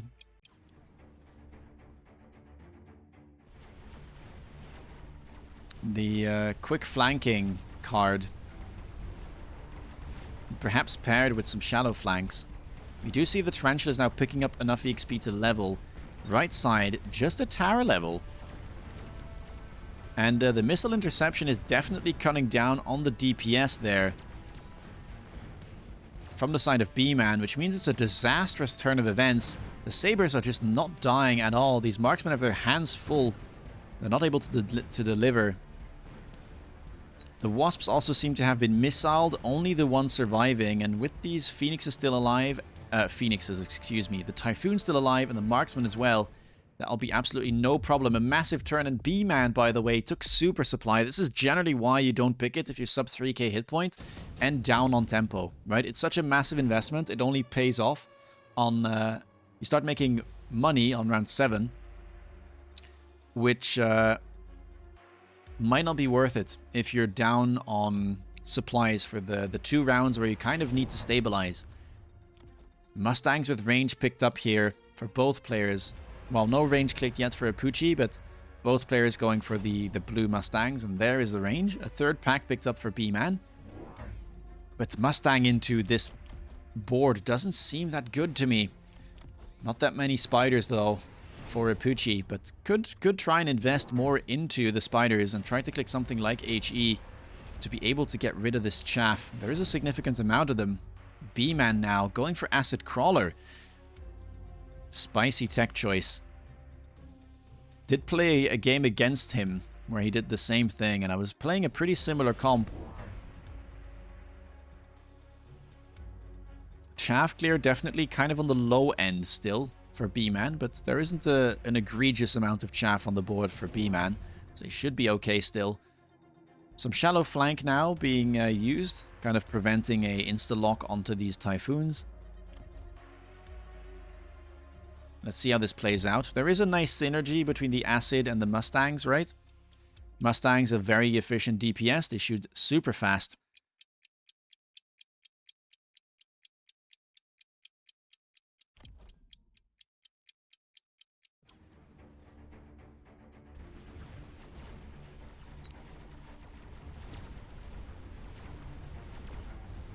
And the Acid bonus kind of makes up for their low DPS.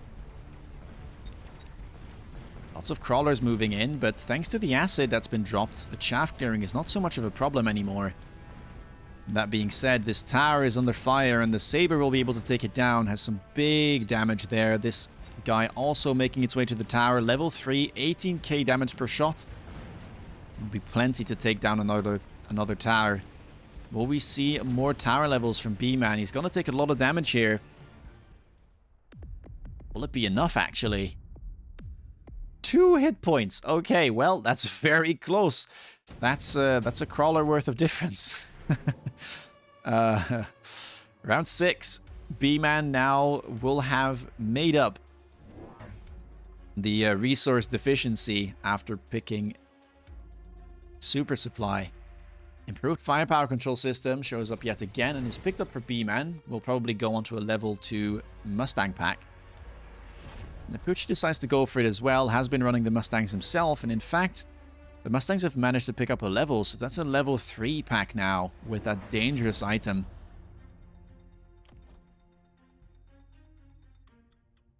Apooche now loaning, trying to close out the game then and there.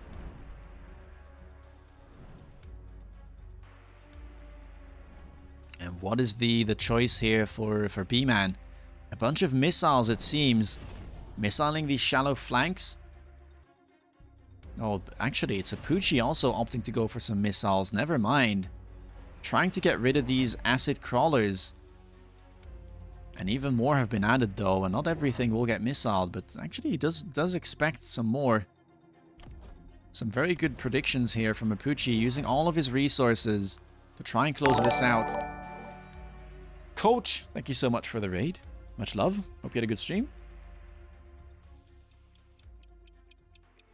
Yeah, he does have anti-missile. I mean, the anti-missiles on Sabers aren't that good, so when the missiles are like this far away, they tend to not get intercepted. Let's see how this plays out. There's a pretty good line of acid here. It's relatively consistent across the board, and oh my god, look at that Sabertooth just disappearing. The acid there just about hitting the edge of the Saber. Left side, though, still looking a bit bad, but now all the units are moving into the acid on the left side as well. Sabertooths are falling left, right, and center. Mostly on the right and the left, though. The tower will fall. I didn't see if that was a level 3 tower. It's either 7 seconds or 5 seconds of debuff, but with these units now moving in, I think this will just die to the acid passive. It will. And it looks like, against the odds, B-Man is holding on to his life, and keep in mind, he can't afford to lose a single game. A crawler here will be enough to kill B-Man, but he manages to stay in it. The acid absolutely paying dividends, and you wonder, do you have to go for a photon play? Something like photon boat, or perhaps wait for a Farseer to show up. I do know that Apooche runs photon on his Farseer. Could be a very nice tech to go for, as he is pushing in relatively fast, so the 20 seconds of photon probably would be enough to allow him to get in. Range now, the go-to for Apooche on his Sabers, trying to keep them out of harm's way, out of the acid's way. Bunch of levels here picked up on the Mustangs. Another item shows up. No, never mind. The haste module just got repurposed as B-Man sold out of all of his Stormcallers. Mustangs here on the left, though, did pick up a level again. Level 4 with the range. And level 1 hackers. The go-to for B-Man.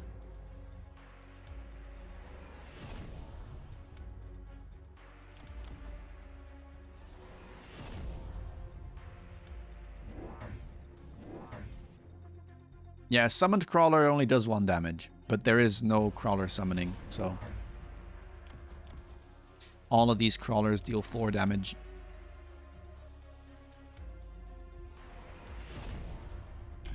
hackers with range. Level 3 towers as well, so only 5 seconds of debuff.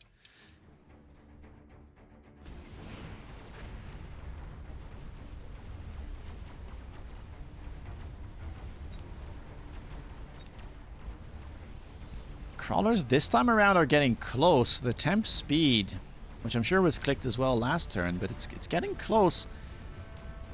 Typhoon's here though, sitting in the acid. The hackers are not being too useful though. Is the right side faltering? The thing is, this Sabertooth on the right isn't sitting inside of the acid. The hackers are trying to hack these sabers. Is it going to be enough? I don't think it quite is. The Mustang's able to help out their Sabertooth friend, preventing it from getting hacked. Will this be enough? The Saber dies, but this one isn't sitting in acid, and Apooche just about manages to close things out.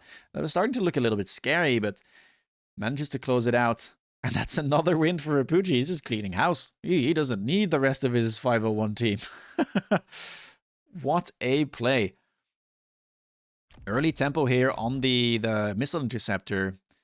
It did get him close to winning, but it was starting to look like it was going to backfire as it made the other techs more expensive, but eventually it pays off. And Apooche's able to secure the win. Close one though. Very, very close. And that means 201 is onto their last man, which is going to be GODOG. GODOG against Apooche, the final game here. If GODOG manages to finally get rid of Apooche, who is now bested Red Hair's record of 4 games, making this his 5th game, then GODOG will be facing Doxon, and we will have had the maximum amount of games today.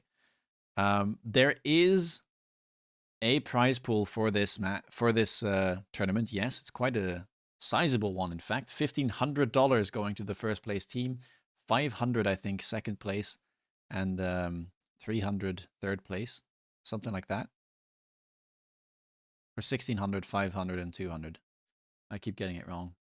But yeah, they are vying for a big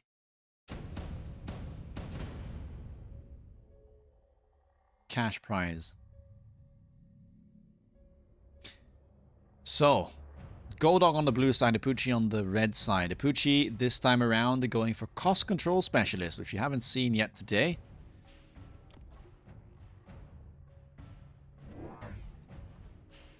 Starting with crawlers and stormcallers, and GODOG. Starting with tarantulas and marksmen, buying double crawlers, and looks like he actually wants to play standard into this, which I don't think is a very good matchup. Tarantulas don't really like these long-range fights most of the time, especially when they're up against stormcallers. Apooche yet to buy some units here in round 1. Goes for another stormcaller, in fact. That is somewhat surprising. I guess we'll see a crawler and a stormcaller, but a crawler and a fang, okay. Here the question is, will the stormcallers be able to get rid of the crawlers? GODOG does only have 2 packs, which probably does allow for this type of play to be viable. Let's see how it plays out. Is Apooche the best player in Mecha, winning all tourneys? I think we could say that, yeah. If he manages to win this as well. I mean, he's been performing the best either way, so you could say that he is just the best player, right? He won the Clash tournament, made the finals in this tournament, got the most wins in this finals, might even just secure the win here for 501. Definitely the scariest or the best tournament player at the very least.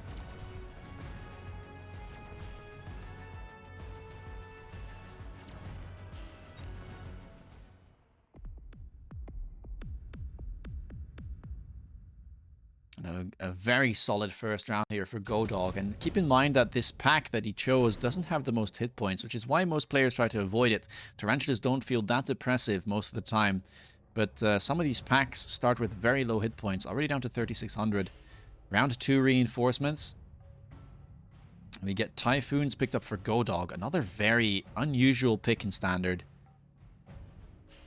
What will Apooche decide to go for here? He might just pick Scorpion, you know. Scorpion is hard to deal with. Yeah, Apooche does pick it. It's a little bit awkward, I don't know. Okay, GODOG starting to sell out of his Tarantulas now. But the problem is that Typhoons aren't exactly a good replacement for that. Goes for Stormcallers, but the issue is Apooche is already into Stormcallers, so he's very much behind in that mirror. And he doesn't really have that many hit points to be able to take many losses. Let's see how it plays out, or how it plays out. Apooche going for a Marksman this time around. There was a Wraith on offer, so he's trying to make sure he doesn't lose to that. Scorpion onto the right side, making sure that his strong side remains strong. And adding another Stormcaller to the mix as well. Typhoons here, very likely to not have a good time on the left side. We'll have to see. That being said, another Crawler, 2 more Crawlers in fact, being added to the board. And there is a significant lack of chaff clear, especially on the left side. Scorpion can kind of help out, and so can the Fangs, but left side is just Crawler and Stormcaller for Apooche. And let's see, the Typhoons might survive thanks to these late Crawlers coming in. Good play from GODOG, punishing the lack of chaff clear. And in fact, this Scorpion is having absolutely no impact on the right side, surprisingly. This side will fall eventually, and the Stormcallers here might be able to get some shots into the Typhoon. Will it be enough to kill? It won't be. So it'll be a Stormcaller fight versus these Marksmen and the Typhoon. Tower debuff might have something to say about it, as Apooche's units do manage to get in. And so, close round, but Apooche does take it. Though, I would say that is a decent round for GODOG. I think I'll be quite pleased with that, considering that matchup-wise, he's not in a great spot, I would say. He's kind of trying to play a mirror, and definitely kind of behind in that sense. I didn't quite catch the Specialist either, but I mean, I'm sure that there were better options. Maybe he just wants the Marksman, I don't know, but I agree that it's not a good pack.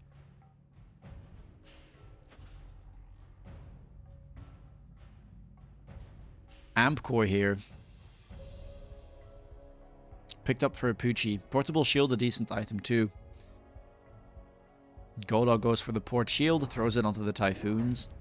And buys 2 more sets of Stormcaller. And now Apooche, perhaps having taken a look at the way that Flower Fairy and Red Hair have played their dominant Standard games, picks up 1 more Stormcaller and clicks the HE on turn 3. Buys another Scorpion, which gets granted that Amp Core. And some more chaff being put on the board. 2 more packs, I think, of Crawlers added here. 1 in the back and 1 on the side. Some Fangs added on the side of GODOG alongside some Stormcallers. Not selling out of his Spider, though. But I guess that's because he doesn't have any chaff clear replacement for now. And to be honest, the Spider is doing its job. It got rid of all the Crawlers, which is about as much as you could ask from it. Marksmen are locking on, but those Stormcallers have their number. Can the Stormcallers finish the job? They do get some good locks here, actually hitting the Marksman as well, but manages to survive on a sliver of health.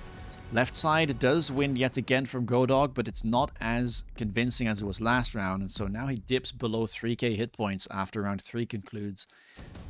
Round 4. Orbital Bombardment insta-pick up from GODOG. Elite Arclight on offer. That's could be an interesting card, but Apooche decides to skip it, wants the Orbital as well. A very strong spell, as we talked about. And let's see if both players here decide to shield. I would expect a shield, at least from Apooche, on the right side.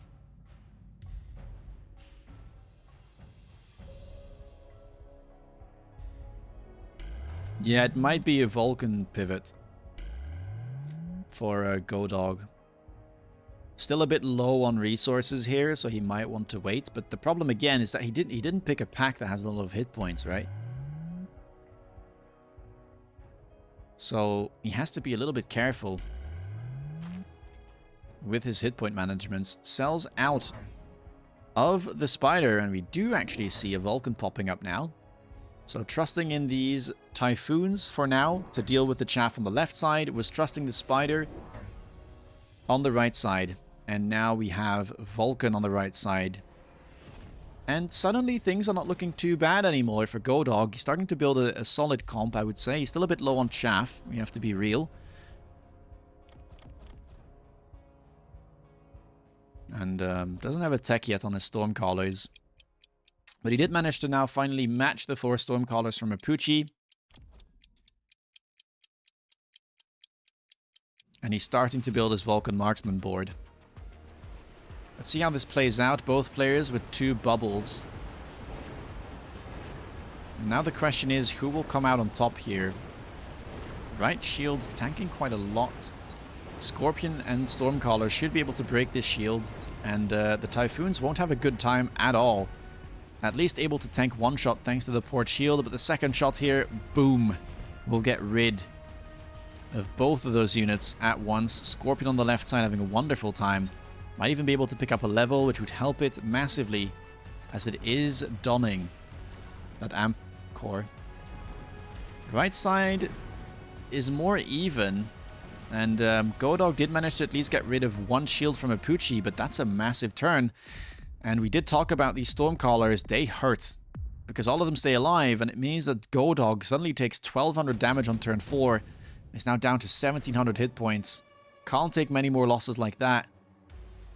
No unit reinforcements on round 5. None of this looks fantastic. Could get the photon coating if he wants. GODOG, that is. Or Apooche, but in standard, most of the duration gets lost. GODOG does decide to pick it up, and I guess we'll see, yep, the Typhoons being sold on the left side to be able to afford another Vulcan, and we see range picked up instantly on the Vulcans as well. I'm guessing the photon coating will be going on the Vulcan, although with range, I doubt that it'll get, you know, locked on. You kind of want to keep this guy alive and make sure that it doesn't get insta-locked. 2 shields yet again for GODOG. This is getting somewhat expensive. Buys the oil here as well, hoping that Apooche doesn't shield. There is no real reason to, right? Unless he expects the oil. There wasn't any spells offered in the cards, so it's hard to make that prediction.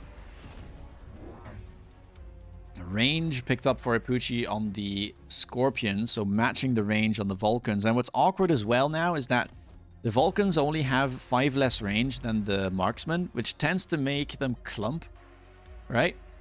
And the Scorpions do have Splash, same as those HE Stormcallers, which might mean some of these Marksmen die. That being said, they're not very high level, so most of the DPS was probably coming from the Stormcallers anyway. Oil does happen to land, and that is some good value there. Burning the chaff, burning 1 Stormcaller pack, the Marksman will fall as well. And even the level 1 Scorpion there taking a decent amount of damage. Marksman surviving for now. Left side looking somewhat worse for wear for GODOG, as his Vulcan will fall. Right side now pushing in. Some of the chaff, though, being burnt as well from him. The Marksman there falls. Will the shield actually be able to go down? It looks like that might not even be the case. Okay, barely manages to get rid of those shields there from Apooche, at least getting some economic advantage, but woof.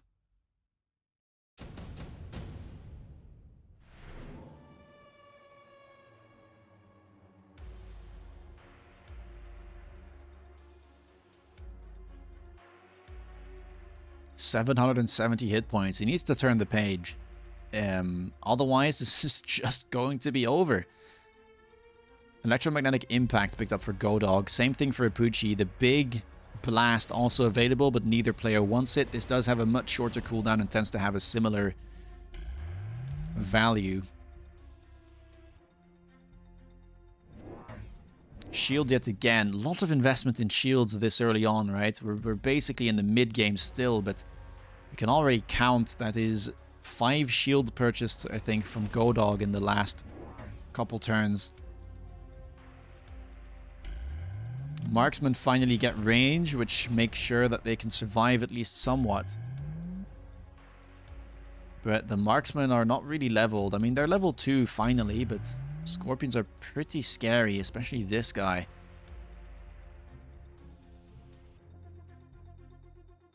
EMP here in a bit of a weird spot, I would say, from GODOG. I think it would have made more sense to try and hit here. This is pretty likely that you get 2 shields in this fashion, so you would at least be able to hit both shields, but oil purchase now from Apooche, kind of returning the favor, putting it in such a way that it will likely get set on fire by this Vulcan and then burn the chaff from GODOG.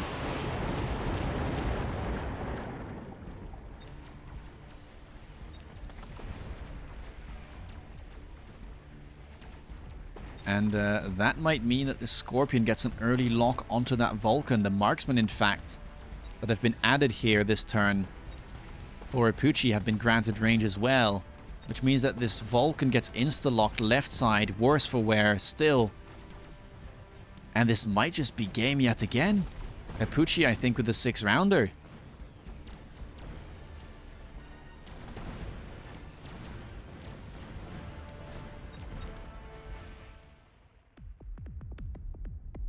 Apooche just unfazed.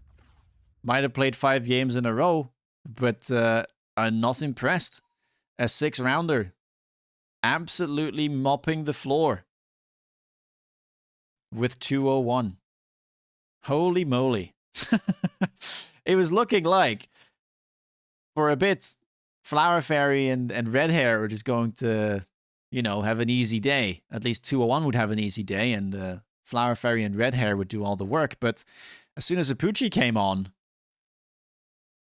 nobody stood a chance. And I think with that, we can say with certainty that Apooche is the best tournament player, perhaps even the best player in Mechabellum. Congrats, my guy. Very, very impressive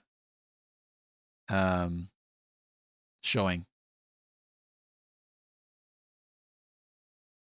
Sacco said there was someone in spectator chat saying 501 team falls apart after Ansako is gone. They don't know. They don't know. They keep underestimating you, huh? Very impressive showing. So we don't quite get the maximum amount of games, but we do get a good amount of value there. Some very impressive stuff. Some very, very impressive stuff. 501 wins, which means that they will get that 1,500 USD first prize. 201 with a worthy showing, making this a very fun finals. Get 600 USD, and 601 with that kind of wild card round 1, I guess. We'll be picking up the 200 USD for the 3rd place. That was great. Some fantastic games, kind of showcasing all that there is in this game right now, I want to say. Yeah, impressive stuff.